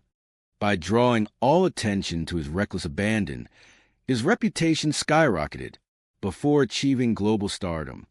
Foley spent countless hours watching Japanese wrestling tapes on a failing television and a barely functioning videocassette recorder. He appreciated the stark realism and complex storytelling, where victory required overcoming harsh environmental hazards rather than merely defeating an opponent. Believing his career path lay in Japan, he sought out environments that allowed him to stand out through sheer audacity. This ambition led him into explosive, bloody death matches alongside Terry Funk, a legendary figure renowned for his peerless ability to make audiences suspend disbelief instantly. Funk became a mentor to Foley, dragging him into fiery brawls that cemented his reputation as a performer willing to go where no one else dared. At the time, the World Wrestling Federation was operating under a clean, family-friendly banner, far removed from the edgier attitude era that would later define the company. Foley's style did not naturally align with the polished product the Federation was attempting to. Merchandise. However, Al Snow, a former World Wrestling Federation superstar who served as Foley's travel partner and closest confidant, noted the steep uphill battle against corporate perception. Vince McMahon initially harbored strong reservations about hiring Mick Foley, considering him unmarketable and unattractive. Jim Ross, serving as the vice president of talent relations at the time, faced the daunting task of securing credible opponents for The Undertaker, one of the most monumental stars in the history of the industry. While management repeatedly attempted to pit traditional giants against The Undertaker, those encounters often lacked dynamic energy. Ross recognized that what the storyline truly required was a dangerous lunatic. Following intense internal discussions, McMahon reluctantly agreed to bring Foley into the fold. Though under strict conditions designed to obscure his identity and downplay his prior reputation, Gerald Briscoe, a Hall of Fame executive, recalled the unique challenge handed to the creative team, building an entire persona out of a blank slate. Thus, Mankind was born, a masked, tormented soul pulling his own hair out, muttering incomprehensible phrases, and inflicting self-harm, without a profound connection to the audience. Such a bizarre gimmick would have collapsed instantly. Yet, Foley's absolute commitment breathed life into the character, positioning him as the ideal antagonist to test the limits of The Undertaker. As the foundation between The Undertaker and Mankind solidified across numerous pay-per-view and television encounters, Foley realized his character had reached a plateau. To cement their shared legacy, a bold new approach was necessary. For the 1998 King of the Ring event, promotion producers sought to reignite the feud using a recently introduced structural concept known as Hell in a Cell. Traditional steel cage matches in the Federation required escaping by climbing over the top or exiting through the door. However, the introduction of a complete metal roof over the enclosure changed the dynamic entirely, creating a claustrophobic arena where two men entered and only one emerged victorious. Following a critically acclaimed inaugural cell match between The Undertaker and Shawn Michaels, the bar had been set to an intimidating height. During a casual conversation with Terry Funk regarding how to surpass the previous benchmark, Funk jokingly suggested starting the match on top of the steel mesh and getting thrown off. While the suggestion was initially spoken in jest, Foley seized upon the idea with unwavering conviction. He pitched the concept to both The Undertaker and Vince McMahon, while McMahon harbored serious reservations about the extreme danger involved. Foley remained resolute, eventually securing the necessary approvals. Foley approached the match not as a glorious second act in his career, but as a desperate attempt to stay relevant in a rapidly evolving industry, believing his active wrestling days were nearing their final chapter. On the 20th of June, 1998, inside the Pittsburgh Civic Arena, a capacity crowd filled the seats, entirely unaware of the historical violence about to unfold. Jim Ross and Jerry the King Lawler manned the commentary booth, while ring crew members and referees like Jimmy Corderas monitored the tension from backstage monitors. Defying all traditional wrestling protocol, the match did not begin inside the ring. Instead, Mick Foley shocked the entire arena by climbing the exterior mesh wall of the cell before the opening bell even rang. Ascending 20 feet above the arena floor, Foley faced a hidden terror of his own, a severe aversion to heights. As The Undertaker's iconic entrance music echoed through the arena, Foley battled intense vertigo, silently calculating how to manage the situation without sabotaging his professional standing. The steel enclosure above was secured using standard plastic zip ties, meant to support the structure rather than the combined weight of two heavy athletes. As both men stepped onto the mesh surface, the metal bowed downward by a significant margin, and a distinct sound of snapping zip ties filled the air. Knowing the extreme risk of both men plummeting through the deteriorating roof, The Undertaker aggressively shut down early wrestling attempts on top of the mesh. The action maneuvered toward the edge of the structure, near the television broadcast tables. Observers backstage held their collective breath, convinced that no performer would genuinely take a tumble from that precarious height onto solid ground. The margin for error was virtually non-existent. The Spanish and English announce desks looked remarkably small from 20 feet in the air, resembling fragile dollhouses. Without warning, the unthinkable occurred. Jim Ross and Jerry Lawler watched in absolute horror as a 300-pound athlete was hurled from the apex of the cage, plunging rapidly through the empty air. The descent felt simultaneously agonizingly slow and instantaneous. A thunderous crash echoed through the arena as Foley collided directly with the Spanish announce table, completely obliterating the desk. An audible gasp echoed from 16,000 spectators as a wave of collective shock paralyzed the arena. Backstage personnel flooded the monitors, reacting as though they had just witnessed a catastrophic vehicular accident. Many feared the worst, convinced the performer had suffered fatal injuries. In the stands, young children looked on in sheer confusion, prompting frantic parental reassurances that the violence was merely stage choreography. Even as internal panic mounted, miraculously, Foley had executed a subtle mid-air adjustment, landing flat across the desk surface to absorb the impact and cushion the devastating fall. Hugo Savinovic, the Spanish commentator, had wisely abandoned his chair moments prior, narrowly avoiding direct impact. Medical personnel, led by Dr. Francois Petit, rushed to the wreckage. Dr. Francois, known for his diverse background ranging from martial arts to orthopedic adjustments, assessed the battered athlete amidst the chaos. With a dislocated shoulder and severe contusions, Foley was carefully loaded onto a gurney as medical staff prepared to transport him from the arena. At that moment, conventional wisdom dictated the match was over. Yet, driven by an inexplicable surge of adrenaline and a desire to maximize the dramatic impact of the narrative, Foley refused to accept the stretcher. Despite universal pleas from referees, agents, and medical staff telling him to remain down, the battered performer rose to his feet, climbed the exterior structure a second time, and re-entered the nightmare. What followed surpassed even the initial shock. During a planned sequence intended to involve a controlled chokeslam that would gradually give way, the compromised steel mesh suddenly parted completely. Foley plummeted directly from the top of the cage into the interior ring below. As he crashed onto the canvas, a heavy steel folding chair, falling closely behind him, struck him directly in the face with terrifying force. The impact rendered Foley legitimately unconscious for the first time in his professional career.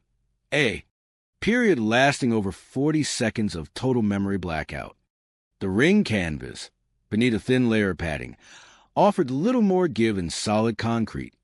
Alarmed by the lifeless posture and the absence of eye movement, Terry Funk rushed to check his vitals, while officials swarmed the ring. Sensing the critical nature of the situation, Funk boldly approached The Undertaker and demanded a physical confrontation to draw immediate attention away from the incapacitated Foley, buying precious seconds from medical personnel. As consciousness slowly returned, Foley found himself staring at the floorboards, driven entirely by an instinctual desire to create a memorable television image. With a severe laceration beneath his lip, he maneuvered his tongue through the wound to heighten the gruesome visual impact for the viewing audience. Incredibly, a tooth dislodged by the chair impact had traveled upward through his nasal passage, lodging deep within his nasal cavity, a bizarre physical consequence of the brutal collision. Despite suffering a severe concussion, a dislocated jaw, a bruised kidney, and multiple facial injuries, Foley soldiered through the remainder of the encounter. The 17-minute war finally concluded with The Undertaker securing the victory. Refusing the offered stretcher a second time, Foley waved at the roaring crowd, walking up the entrance ramp under his own power amidst absolute pandemonium. Backstage, Vince McMahon was among the first to greet the battered athlete, expressing profound gratitude while issuing a firm plea never to attempt such reckless extremes again. Medical staff swarmed the area, urgently plucking steel thumbtacks from his bruised flesh. The physical toll was staggering. 15 stitches beneath the lip, lost teeth, a displaced jaw, and internal bruising that required weeks of recovery. Yet, the professional transformation was instantaneous.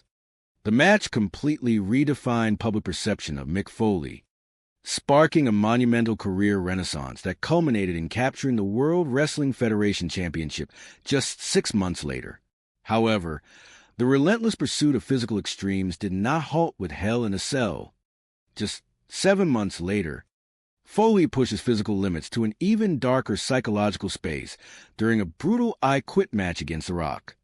Despite warnings from colleagues regarding the dangers of excessive head trauma, Foley insisted on absorbing 11 unprotected chair shots directly to the head while handcuffed, prioritizing crowd reaction and emotional resonance over personal safety. The long-term neurological consequences of such repeated concussions began to manifest clearly. Independent medical evaluations delivered stark warnings. Continued participation in professional wrestling risked permanent disability and chronic traumatic encephalopathy, a progressive degenerative brain disease linked to repetitive head trauma. Memory lapses, disorientation, and physical agony became constant companions in daily life. Despite the mounting physical cost, Foley found solace in connecting with audiences through spoken word tours, utilizing mental engagement to keep his mind sharp, reflecting on a career built upon extreme sacrifice. He acknowledged that the very risks responsible for his legendary status were also the source of profound personal tribulation. Standing inside the World Wrestling Federation warehouse years later and touching preserved steel structure hell in a cell brought an overwhelming wave of emotion, serving as a tangible reminder of a night that outlived them both. Ultimately, Mick Foley embraced the complex legacy of his sacrifices, recognizing that while the physical toll was immense, the unforgettable moments created for millions of devoted fans around the world represented the fulfillment of a lifelong dream realized against all odds. On the 28th day of June, in the year 1998, at the World Wrestling Federation King of the Ring pay-per-view event, a single match carved its name permanently into the bedrock of sports entertainment history. It was The Undertaker versus Mankind inside the demonic, towering steel structure known as Hell in a Cell. When you stand before Hell in a Cell, it hits your consciousness like a heavy mallet. Many knew it was going to be intense, but few could fathom the sheer magnitude of the recklessness that unfolded. Here were two elite talents willing to push the envelope far past the breaking point, straight over the edge of human safety. Professional wrestling is theatrical, a spectacle of athletic performance. But gravity remains undefeated. Fear is a familiar companion in this business. Yet nothing in the history of the squared circle induced such profound terror until the chaos truly erupted. What left millions of fans around the world utterly stunned was the unrelenting severe punishment me fully endured. Until you witness it with your own eyes, human comprehension refused to accept that a person could subject their physical form to such destruction and survive. This match was entirely real. The pain was agonizingly real. The raw, unfiltered drama gripped every observer by the throat. Voices echoed through arenas and living rooms alike, filled with cursed words and desperate screams, labeling the actions as pure madness. Why would anyone push their body to such extremes? Hell in a Cell remains one of the most infamous matches in history, leaving behind a legacy defined equally as an epic masterpiece of theater and a harrowing cautionary tale. Looking back, observers cannot shake the feeling that multiple metaphorical bullets were dodged that fateful day, allowing a performer to slip into unconsciousness and then permitting them to continue competing is a concept that staggers the imagination. The collateral damage that followed is a narrative of its own. When does the madness stop? When is enough truly enough? Every competitor pays the price for the decisions made during their fleeting 15 minutes in the spotlight. It was a dangerously deranged masterpiece, but it forces every participant and spectator to ask a sobering question. Was it truly worth the cost? Every individual who enters the world of professional wrestling is often searching for something, missing from their personal lives. For Mick Foley, a history of childhood teasing created an overwhelming, desperate need to be liked, combined with a burning ambition to claim the World Wrestling Federation Championship belt. Memory takes us back to college during his sophomore year, when a young Foley filled his mouth with red food coloring, climbed atop a bed, and launched himself in a superfly leap toward a stuffed animal resting on a concrete floor. Upon impact, he spat the crimson mixture onto the ground, surrounded by dorm mates who watched in horrified fascination, when a peer screamed that it was the most disgusting thing she had ever witnessed. A profound sense of power washed over him. In that moment, a philosophy was born. If he could not make people love him, perhaps he could disgust them. He simply needed to generate reactions at any cost. His name is Mick Foley. He is universally known as a hardcore legend, and he survived Hell in a Cell. For many fans, Hell in a Cell serves as the ultimate gateway into the industry. Countless enthusiasts recount that specific bout as the very first match they ever witnessed, sparking a lifelong devotion. Yet the inevitable follow-up question always remains. Did they expect every match to be built on such harrowing destruction? Because they most certainly are not. A standard Mick Foley match was already a brutal exhibition of hardcore violence, featuring shed blood, thumbtacks, fire, and razor-sharp barbed wire. His international excursions saw him wrapped in explosions with high-explosive materials in Japan, propelled through tables wreathed in flames, and taking unprotected falls directly onto unforgiving concrete. The toll on his physical body was staggering. Mickey Foley, daughter of the legend, recalls her father's relentless drive to elicit gasps of pure shock, disgust, and disbelief from the audience. Noelle Foley echoes the sentiment, recognizing that realism was a primary tool in her father's arsenal. Mick himself confessed that he never felt he had delivered a good performance unless he struggled, simply to walk back to his hotel room. He did not enjoy the sensation of pain itself. Rather, he reveled in his unique ability to absorb trauma and sell the theatricality of it in a way that resonated with the masses. Behind the chaos stood Colette Foley, who has known Mick for over 35 years.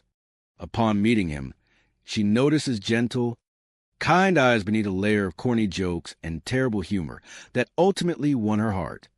Their wedding song was fittingly Beauty and the Beast. They formed an unbreakable team, with Colette understanding his absolute commitment to his craft. when the adrenaline coursed through his veins. His singular goal was to leave the audience talking about the magnitude of the show, regardless of the personal danger involved. That internal drive propelled him deeper into territory where the stunts grew increasingly extreme. Along the way, he birthed alternate personas, most notably Cactus Jack. You simply could not stop Cactus Jack. He was wild, unpredictable, and possessed a manic charisma that made it impossible to tear your eyes away. He was undeniably different, wonderfully unusual. Jim Cornette, working at the time as an agent and producer for the World Wrestling Federation, noted Mick's exceptional grasp of match psychology. Foley understood that fans gravitated toward performers who appeared entirely out of control, individuals who actively shattered the script. By taking the audience on a wild, erratic ride, he elicited the exact emotional response he desired, cementing his growing reputation in his personal life. However, the reality was starkly humble. Their domestic setup consisted of little more than a mattress laid directly on the floor, accompanied by a small black and white television and a barely functioning video cassette recorder. Inside that machine were countless Japanese wrestling tapes. Foley would regularly consume up to 12 hours of pure Risu footage daily, admiring the intense realism and sophisticated storytelling. It was not merely man versus man. It was man versus his environment, battling the very surroundings to achieve victory. Foley envisioned Japan as the primary arena where he would carve out a professional livelihood. The Japanese circuit sought foreign competitors capable of engaging in heated rivalries with legends like Terry Funk. Terry Funk was widely regarded as the greatest of all time regarding his uncanny ability to make audiences suspend disbelief within seconds. Funk became a vital mentor to Foley, and the pair began colliding in explosive, bloody, fiery death matches across Japan, drawn inherently to the most violent spectacles. Foley wore his scars and bruises on his hands and knees as tangible proof of having achieved something extraordinary. It was his method of standing out in a crowded industry. Consequently, Foley never initially envisioned himself as a World Wrestling Federation performer. During that era, the Federation was far removed from the modern TV-14 landscape. It was a G-rated product defined by clean, highly predictable television. Foley's raw, unconventional style clashed directly with the corporate image the Federation projected.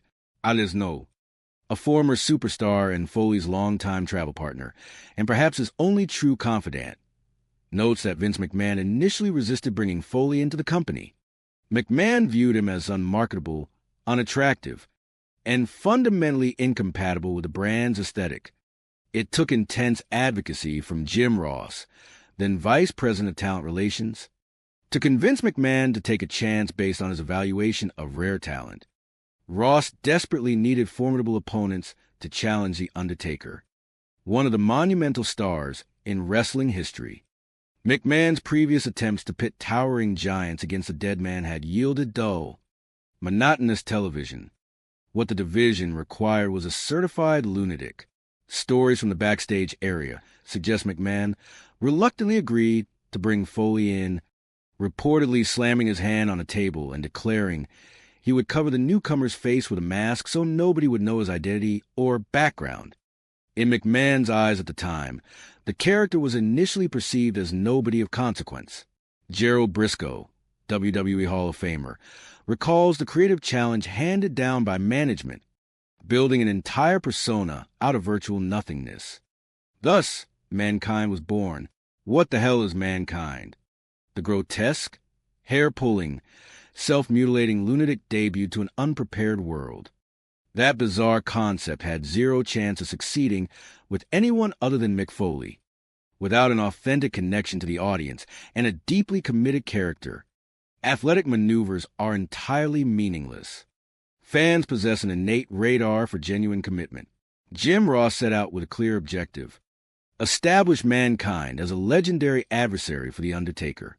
Foley's unwavering willingness to attempt any stunt earned him high praise backstage.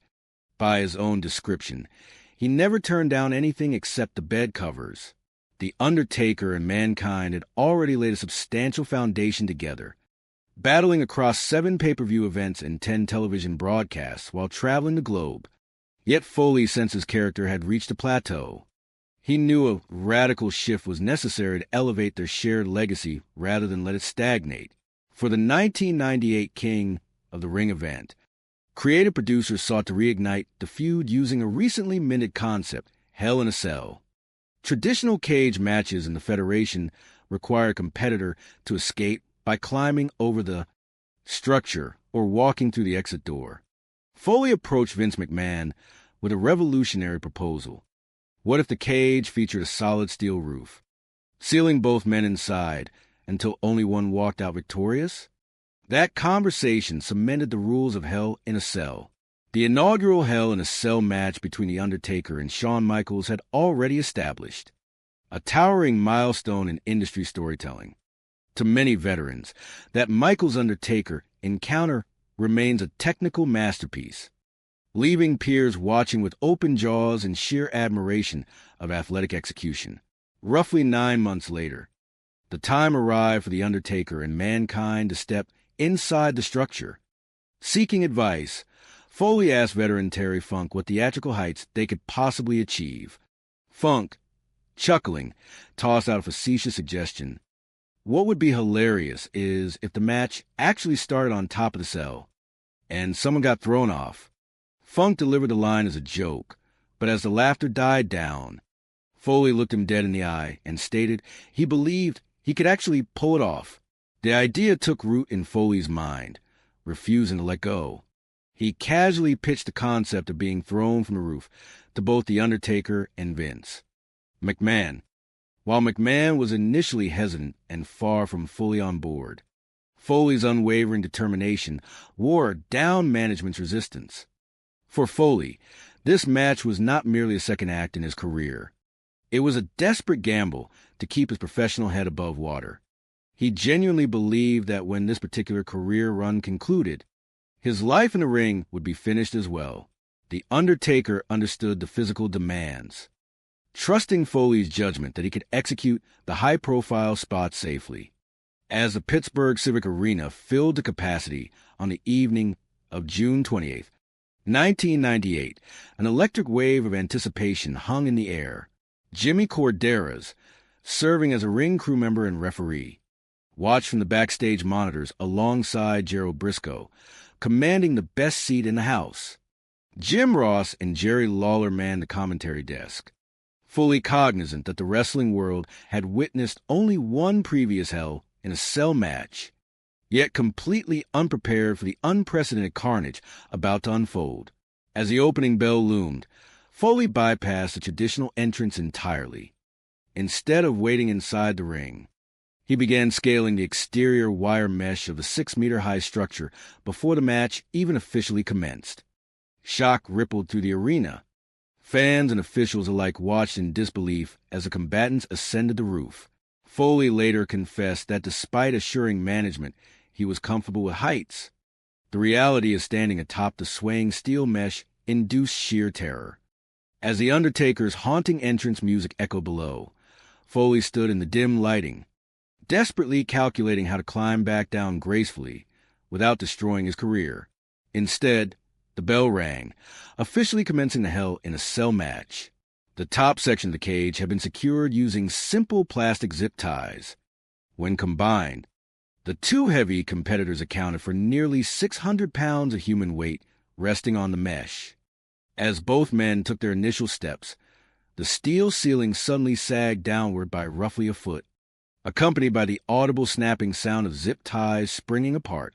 Foley attempted to execute a suplex on the unstable mesh, but The Undertaker thwarted the move, recognizing the severe risk of both men plunging straight through. Exchanging heavy strikes, the fighters gravitated toward the perimeter of the roof, hovering directly above the Spanish and English commentary desks. Backstage producers watched in horror as the pair neared the edge. The margin for error was practically non-existent. The commentary table below resembled a fragile toy dollhouse, making any fall toward a mathematical nightmare. Without warning, the unthinkable occurred. The Undertaker seized Foley and hurled the 300-pound competitor through the air from A, height of nearly 20 feet. Time seemed to slow to a crawl, yet transpired in the blink of an eye. A deafening crash echoed through the arena. The sound of Foley colliding with the English and Spanish announce tables was bone-chilling.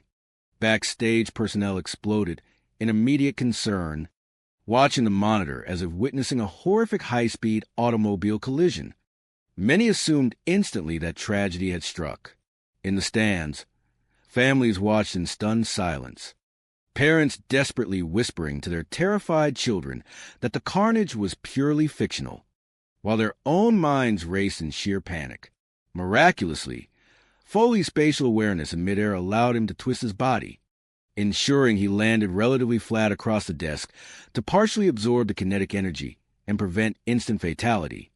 Spanish commentator Hugo Savanovic wisely evacuated his chair moments prior, escaping devastation. Medical personnel, led by Dr. Francois Petit, affectionately known as Francois, a multi-talented former martial artist and team physician, rushed frantically toward the wreckage. As emergency medical technicians struggled to navigate the cramped arena layout, it became apparent that a standard stretcher could not easily reach the scene. The steel cage had to be mechanically elevated with the Undertaker still standing atop it to clear a path. Foley was placed onto a gurney, appearing lifeless.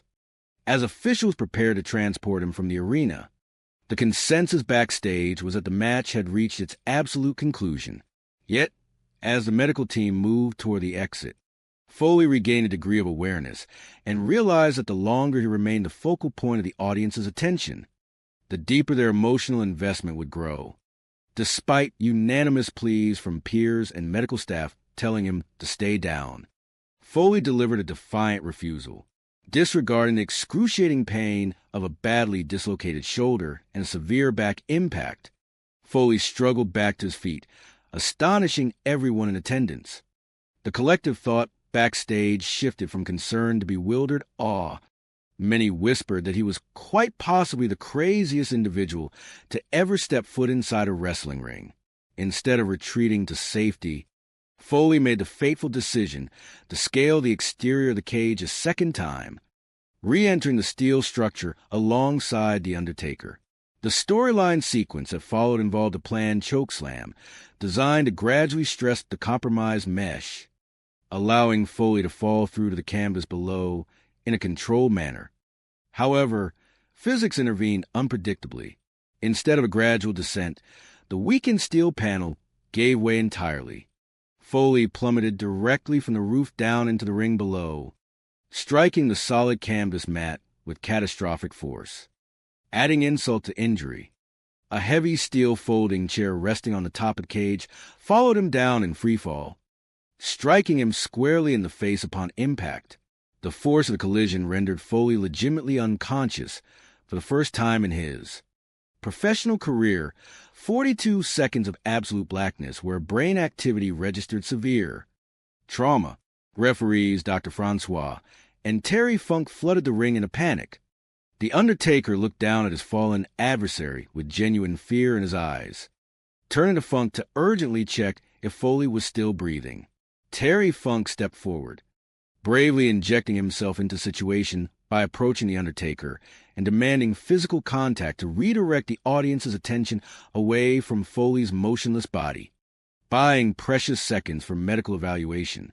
As consciousness slowly returned, Foley's eyes focused on Terry Funk's boots resting on the canvas, confirming he was still trapped inside the ongoing match. Miraculously, he forced himself to stand once more. As the adrenaline masked his agony, Foley utilized the situation to manufacture unforgettable television imagery. Suffering from a massive laceration underneath his lower lip, he deliberately pushed his tongue through the open wound to maximize the visual horror for the television broadcast. Simultaneously, a tooth knocked loose by the steel chair impact had traveled upward through his nasal passage, lodging inside his nostril due to heavy breathing, a bizarre medical anomaly confirmed by attending physicians later that evening. The match trudged toward its grueling conclusion. Foley deliberately rolled across the canvas to ensure his body absorbed every single metal thumbtack scattered across the ring by The Undertaker, prioritizing fan engagement and emotional resonance over self-preservation. After 17 minutes of sheer brutality, the match concluded with The Undertaker securing the victory. As medical staff brought out a stretcher, Foley waved it away. Standing tall amid 16,000 cheering fans inside the Pittsburgh Civic Arena, the raw authenticity of the struggle galvanized the audience, transforming the grueling spectacle into an iconic milestone of sports entertainment. Backstage, the reception was a mixture of profound relief and lingering anger. Colette Foley, watching the horror unfold on television with their young children, experienced a wave of fury at the undisclosed risks her husband had undertaken. Upon returning through the curtain, Foley was greeted by Vince McMahon, who expressed gratitude for the company-defining performance, while sternly demanding a promise that Foley would never attempt such dangerous stunt again, even as medical staff plucked embedded thumbtacks from his flesh. On June 28, 1998, at the World Wrestling Federation King of the Ring pay-per-view event, a match took place that would forever alter the landscape of professional wrestling. It was The Undertaker versus Mankind inside a Hell in a Cell structure. Welcome to the darker, more visceral side of the squared circle. I am your guide to the history of a business built on blood, sweat, and absolute recklessness. When you step inside that steel cage, you are hit with the raw reality of gravity. Pro wrestling is a theater of illusions, but you cannot fake the laws of physics. Few spectacles in this industry have ever struck such profound fear into the hearts of observers, competitors, and executives alike. What left millions of fans around the globe paralyzed in disbelief was the unrelenting, almost unimaginable punishment endured by Mick Foley. Until you witness it with your own eyes, human comprehension refused to accept that a person could subject their physical form to such destruction and survive. The pain was real. The drama was authentic. Behind the monitors, veterans and producers were screaming, cursing, and watching in sheer horror.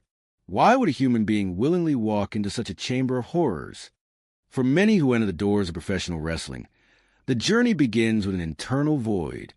For Mick Foley, childhood teasing forged an overwhelming, insatiable need to be accepted, to be liked, and ultimately to capture the World Wrestling Federation Championship gold.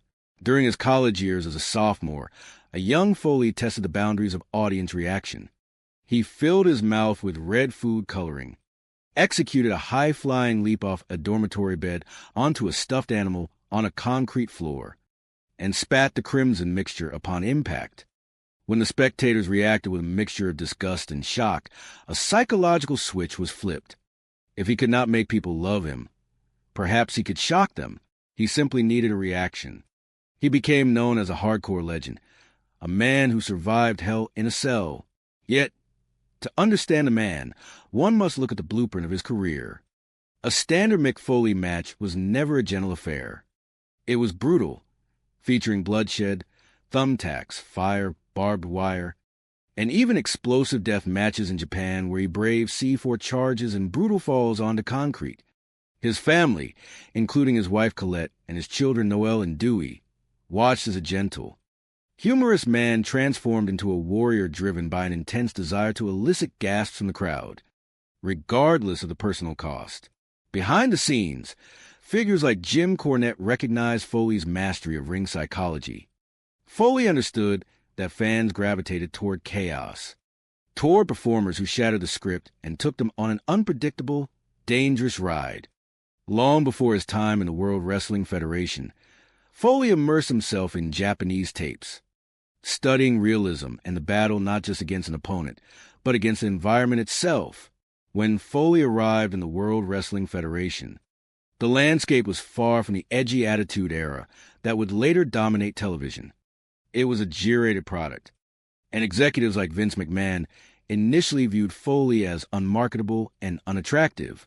However, advocates like Al Snow and Jim Ross pushed for an opportunity. Ross needed a credible adversary for The Undertaker, one of the biggest stars in the history of the industry. McMahon begrudgingly agreed to bring him in. deciding to cover his face with a mask and build a character around an absolute blank slate. Thus, Mankind was born a disturbed, hair-pulling lunatic who would connect with an audience through sheer, unhinged commitment. By 1998, the feud between The Undertaker and Mankind had reached a critical juncture. The newly introduced Hell in a Cell concept, first showcased by The Undertaker and Shawn Michaels, had set a high benchmark. Seeking to elevate their rivalry, Foley consulted legendary veteran Terry Funk.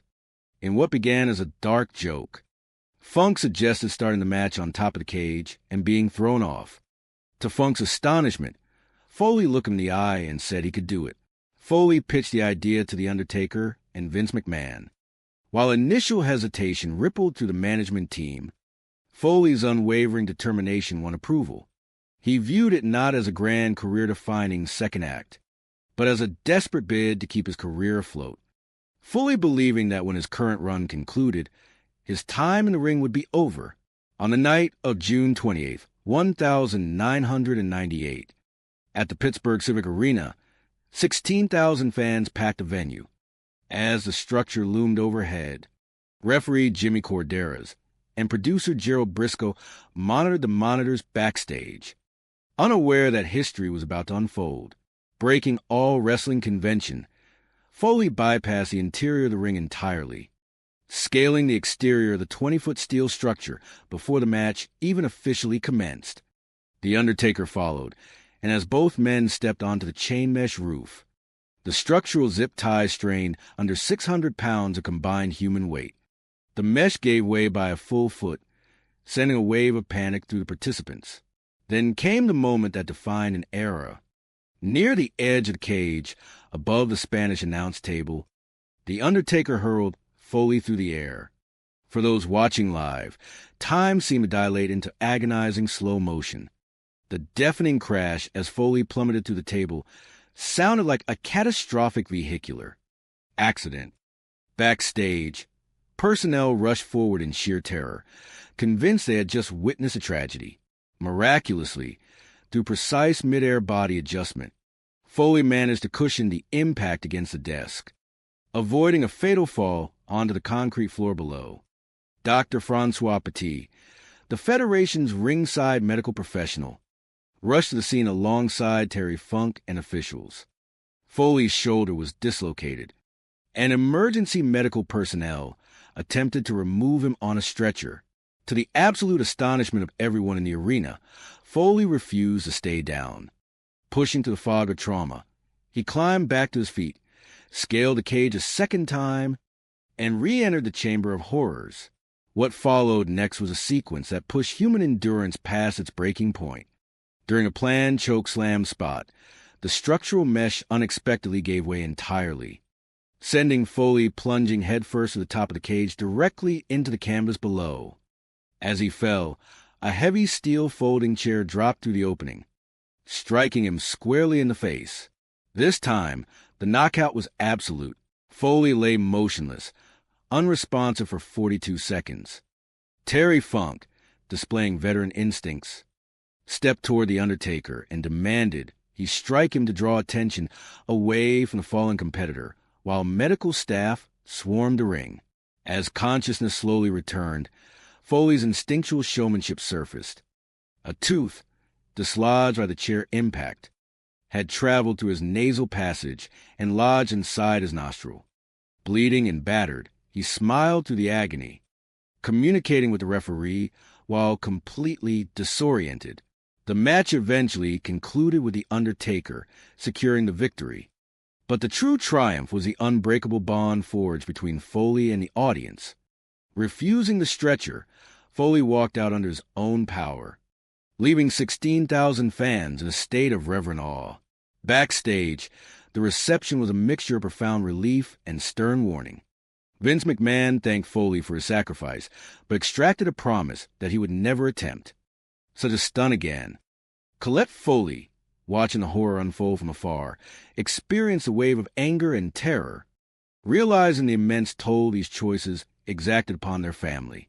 The physical ledger that single night was staggering. 15 stitches beneath the lip, 2 lost teeth, a dislocated jaw, a bruised kidney lasting 6 weeks, a dislocated shoulder, and an unrecorded concussion. Yet, the career renaissance was undeniable. Within 6 months of the Hell in a Cell match, Mick Foley captured the World Wrestling Federation Championship, ascending to the absolute pinnacle of the industry. However, the relentless pursuit of surpassing his previous achievements created an escalating cycle of risk. Just 7 months later, Foley pushed his physical limits even further in a brutal I Quit match against The Rock, absorbing 11 unprotected chair shots to the head. Friends, family, and medical professionals watched with mounting dread as the cumulative trauma of repeated concussions began to exact severe toll on his cognitive health. Independent neurologists delivered stark warnings, stating that continuing his career could lead to permanent disability. Concussions stacked upon concussions, leading to memory lapses and physical decline. Yet, driven by the desire for connection, the roar of the crowd, and the need to fulfill his legacy, Foley continued to find ways to engage with fans through spoken word tours and appearances, seeking mental stimulation and acceptance. Decades later, the legacy of Hell in a Cell remains both a monumental artistic triumph and a sobering cautionary tale. Standing inside a WWE warehouse years later, touching the rusted bars of the original cage, Foley wept, not out of regret, but from the realization of how close he came to losing everything, and how profoundly those moments altered his life. The canvas provided by professional wrestling allowed him to create surreal, sublime performance art that outlived them both. While the physical price paid was immense, the memories forged in the fire of competition remain etched permanently into the history of sports entertainment. On June 28, 1998, at the World Wrestling Federation King of the Ring pay-per-view, one match would earn its place as one of the most shocking in wrestling history. Undertaker versus Mankind in Hell in a Cell. Hell in a Cell hits you like a mallet to the consciousness. Everyone knew it was going to be crazy, but no one knew it was going to be that crazy. They had two talents out there who liked to push that envelope until it fell over the edge. Wrestling may be scripted, but you cannot fake gravity. I have been frightened by a lot of things in professional wrestling, but nothing frightened me as much as that did, until later on in the match anyway. What left fans stunned was the unrelenting punishment Mick Foley endured. Until you saw it, you did not believe that a person could physically do this and live. This match was real. The pain was real. The drama was real. People were cursing, screaming, and calling him an absolute idiot for doing it. Why are you doing this? One of wrestling's most infamous matches. Hell in a Cell's legacy persists as both an epic success and a cautionary tale. People dodged bullets that day, not just one, but several. It is really crazy to think that they would allow someone to go unconscious and then just continue. The match, the collateral damage that ensued, is another story. When does it stop? When is it enough? You pay all day long for the decisions you make in your 15 minutes in the spotlight. It was a dangerously crazy masterpiece, but all of us need to ask ourselves the question, was it worth it? Everyone who gets into wrestling is looking for something that they find missing in their own lives. For Mick, he was teased a lot, so he had an overwhelming need to be liked and to capture that World Wrestling Federation Championship belt. For example, he remembers being in college as a sophomore, taking a swig of red food coloring, and doing a superfly leap off a bed onto a stuffed atom on a concrete floor. When he hit the floor, he spit that blood concoction out. Everybody in the dorm was there watching. He heard one of the girls yell out that it was the most disgusting thing she had ever seen, and he felt that power. So he thought if he could not make people love him, perhaps he could disgust them. He just needed to get reactions. His name is Mick Foley. He is known as a hardcore legend, and he survived Hell in a Cell. I think Hell in a Cell is a perfect gateway. So many people have said that is the first match they were shown, and now they are a huge fan. And the follow-up question is always whether they expected all the matches to be like that, because they are not. A normal Mick Foley match is quite hardcore, brutal, featuring blood, thumbtacks, fire, barbed wire, getting exploded by high explosives in Japan, getting speared through a table of fire, and taking brutal bumps directly onto concrete. He just put his body through so much. His daughter Noelle Foley noted that her dad just really loved getting an astonished or grossed out type of pop from the audience. Realism was a big tool for him. He did not think he was having a good match unless he had trouble getting back to his hotel room. He did not enjoy the pain itself. He enjoyed the fact that he could take it and sell it in a way that was entertaining. His wife Colette Foley, who had known Mick for over 35 years, noticed his gentle eyes and kind personality when they first met, though his corny jokes and terrible humor were what really made her fall in love with him. Their wedding song was actually Beauty and the Beast. They were a good team, and she understood his commitment. When that adrenaline was pumping, he just wanted people to leave talking about how great a show it was, at his own risk, and that was his drive to keep going and get more extreme along the way.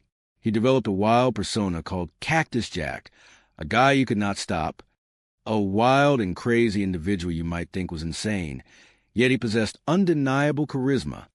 Jim Cornette, working as an agent and producer for the World Wrestling Federation at the time, noted that Mick was excellent with psychology in his matches. He knew that fans liked people who were out of control, someone going against the script, and he could take those people on that ride with him to elicit the exact response he wanted.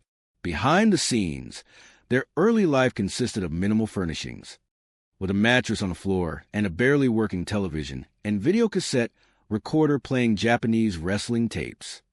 Mick would sometimes watch 12 hours of Japanese wrestling a day. He liked the realism and the storytelling, where you do not just fight man versus man, but you have to defeat the surroundings as well. He thought Japan was likely where he would make his living, as they were looking for a foreigner who could feud with Terry Funk, the greatest of all time for his ability to make people suspend disbelief in a second. Terry Funk became a mentor to Mick, and they started working together in explosive, bloody, violent death matches in Japan. Mick was always drawn to the wild stuff, seeing the scars on his hands and knees as proof that he had done something special and stood out. He never saw himself as a World Wrestling Federation guy initially, because back then it was a general-rated era, very bland. And Mick's style did not really gel with what the company was selling. Al Snow, a former superstar and Mick's travel partner and best friend, noted that Vince McMahon did not want Mick Foley at first, not thinking he was marketable or attractive. Jim Ross, vice president of talent relations at the time, convinced McMahon to give Mick a chance based on his observations of talent, needing dancing partners for top guys like The Undertaker.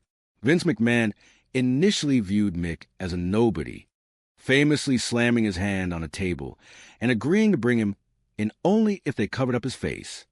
Gerald Briscoe, World Wrestling Federation Hall of Famer, recalled Vince asking them to build a character around nothing, which led to the creation of Mankind, a bizarre persona pulling his own hair out, without a connection to the audience and a distinct character. Everything else is meaningless, but fans could sense Mick's total commitment. The Undertaker and Mankind had laid a solid foundation across numerous pay-per-view and television matches around the globe. But Mankind's character had plateaued, and Mick knew he had to do something that would add to their legacy rather than detract from it. For the 1998 King of the Ring pay-per-view, producers planned to reignite their feud using a recently developed concept called Hell in a Cell, where both men enter and only one comes out. After Undertaker and Shawn Michaels had the first Hell in a Cell, which many consider the technical best, Mick asked Terry Funk what they could do to follow it. Terry joked about starting the match on top of the cell and being thrown off. Mick looked at him, realized he could actually do that, and could not get the idea out of his head. He pitched the idea to The Undertaker and Vince McMahon in casual conversation. While some backstage were initially hesitant, Mick was dead set on it, using it not as a second act in his career, but simply as a way to keep his head above water and survive. On June 28, 1998, At the Pittsburgh Civic Arena, a packed house eagerly awaited the showdown. Jimmy Corderas, a ring crew member and referee, watched from backstage alongside Gerald Briscoe in front of multiple monitors. Jim Ross and Jerry Lawler called the action as the match got underway. Breaking all traditions, Mankind did not start inside the cage. Instead, he climbed directly onto the roof of the cell. Mick later admitted that despite assuring Vince McMahon and The Undertaker that he had been up there before, he was actually terrified of heights. As The Undertaker made his entrance, Mick tried to figure out how to gracefully climb down without ruining his career. But it was too late. The Hell in a Cell match was officially underway. The top section of the cage was secured with zip ties.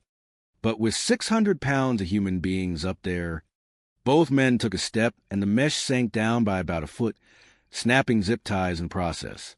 As they approached the edge of the cage near the announcer tables, Jim Ross and Jerry Lawler looked up just as a 300-pound human being was flung toward them from nearly 20 feet above. In what felt like both slow motion and the blink of an eye, Mick crashed through the Spanish announcer table with a terrifying sound. Everyone backstage exploded in concern, thinking he was dead. Miraculously, Mick had managed to turn in midair to land flat on the desk, cushioning a fall enough to survive, fueled by adrenaline and meticulous mental planning. Medical personnel, including Dr. Francois Petit, rushed to the scene. Dr. Francois, a multi-talented karate black belt and medical professional, rushed down to help. Mick was put on a gurney to be taken to the hospital, and everyone thought the match was over. However, realizing the audience was fully engaged and feeling that he could continue, Mick miraculously climbed off the gurney, waved off medical help, and staggered back toward the cage, determined to climb back up. Backstage, everyone thought he was completely insane. Despite the warnings, Mick climbed back to the top of the cell with The Undertaker. What followed was a second horrific spot, a choke slam that caused the cage mesh to suddenly give way, sending Mankind crashing all the way through the top of the cage straight down to the solid canvas ring below. As he fell, a heavy steel folding chair dropped right behind him, slamming directly onto his face. That impact knocked Mick out cold for the first time in his career, leaving him unresponsive for 42 seconds. Terry Funk rushed in, checking if he was breathing, and even asked The Undertaker to hit him to draw focus away from Mick while medical staff tended to him. As consciousness slowly returned, Mick famously found a massive wound underneath his lip and instinctively pushed his tongue through it to create a memorable television moment. A tooth had even been knocked out by the chair and traveled through his nasal passages. Despite being battered, bleeding, and suffering from severe trauma, Mick refused a stretcher once again, rolling around in thumbtacks to maximize the visual impact before the 17-minute match finally concluded with The Undertaker defeating Mankind. The immediate fallout was severe. Backstage, Vince McMahon thanked Mick and made him promise never to do anything like that again. While doctors plucked thumbtacks out of his body, Mick had suffered 15 stitches under his lip, lost 2 teeth, sustained a bruised kidney for 6 weeks, dislocated his jaw, and suffered severe concussions. Yet, that match completely changed how people viewed him and sparked a massive career renaissance, leading to him winning the World Championship just 6 months later. However, the physical toll continued to mount. Just 7 months later, in an infamous I Quit match against The Rock, Mick endured 11 unprotected chair shots to the head. Despite warnings from doctors and the profound distress of his family, who watched in horror, Mick pushed forward, ultimately suffering cumulative brain trauma and long-term health risks from repetitive concussions in the years that followed. While dealing with the physical price of fame and potential long-term conditions like chronic traumatic encephalopathy, Mick found solace in connecting with fans through spoken word shows and embracing his legacy, though he occasionally harbored resentment that he was known only for one match. A later visit to the World Wrestling Federation warehouse where he touched the original cell brought him to tears, helping him fully appreciate the monumental impact of the moments he created. Looking back, despite the bumps and the immense risks, he viewed his career as a magical way to make a living and create surreal performance art that would outlive them both. On June 28, 1998, at World Wrestling Federation's King of the Ring pay-per-view, one match would earn its place as one of the most shocking in wrestling history. Undertaker versus Mankind in Hell in a Cell. Hell in a Cell hits you like a mallet to the consciousness. I knew it was going to be crazy, but I didn't know it was going to be that crazy. She had two talents out there that liked to really push that envelope until it fell over the edge. Oh, wrestling's fake, but you can't fake gravity. I've been frightened by a lot of things in pro wrestling. Nothing frightened me as much as that did, until later on in the match anyway. What left fans stunned was the unrelenting punishment Mick Foley endured. Until you saw it, you didn't believe that a person could physically do this and live. This match was real. The pain was real. The drama was real. I was cursing and screaming and calling him an effing idiot. Why are you doing this? One of wrestling's most infamous matches. Hell in a Cell's legacy persists as both an epic success and a cautionary tale. I think we dodged bullets that day. Not just one, but several. It's really crazy to think that they would allow someone to go unconscious and then just continue. The match, the collateral damage that ensued, is another story. When does it stop? When's enough? You pay all day long for the decisions you make in your 15 minutes in the spotlight. It was a dangerously crazy masterpiece, but all of us need to ask ourselves the question, was it worth it? Everyone who gets into wrestling is looking for something that they find missing in their own lives. For me, I was teased a lot, so I had an overwhelming need to be liked, and to take that World Wrestling Federation Championship belt. For example, I remember being in college as a sophomore. I took a swig of red food coloring, and I did a superfly leap off a bed onto a stuffed atom on a concrete floor. And when I hit the floor, I spit that blood concoction out. Everybody in the dorm was there watching. I heard one of the girls yell out, "That's the most disgusting thing I've ever seen." And I felt that power. So I thought, if I can't make people love me, perhaps I can disgust them. I just needed to get reactions. My name is Mick Foley. I am known as a hardcore legend, and I survived Hell in a Cell. I think Hell in a Cell is a perfect gateway. So many people have said that's the first match I was shown, and now I'm a huge fan. And my follow-up question is always like, did you expect all the matches to be like that? It's like, because they're not. A normal Mick Foley match is quite hardcore, brutal, probably blood, thumbtacks, fire. Oh my God, he's ready to take his dick. Barbed wire, getting exploded by sea for explosives in Japan, getting speared through a table of fire, taking like bumps on the concrete. Oh God, right on the concrete. He just put his body through so much. I'm Mickey Foley, and my dad is a hardcore legend, Mick Foley.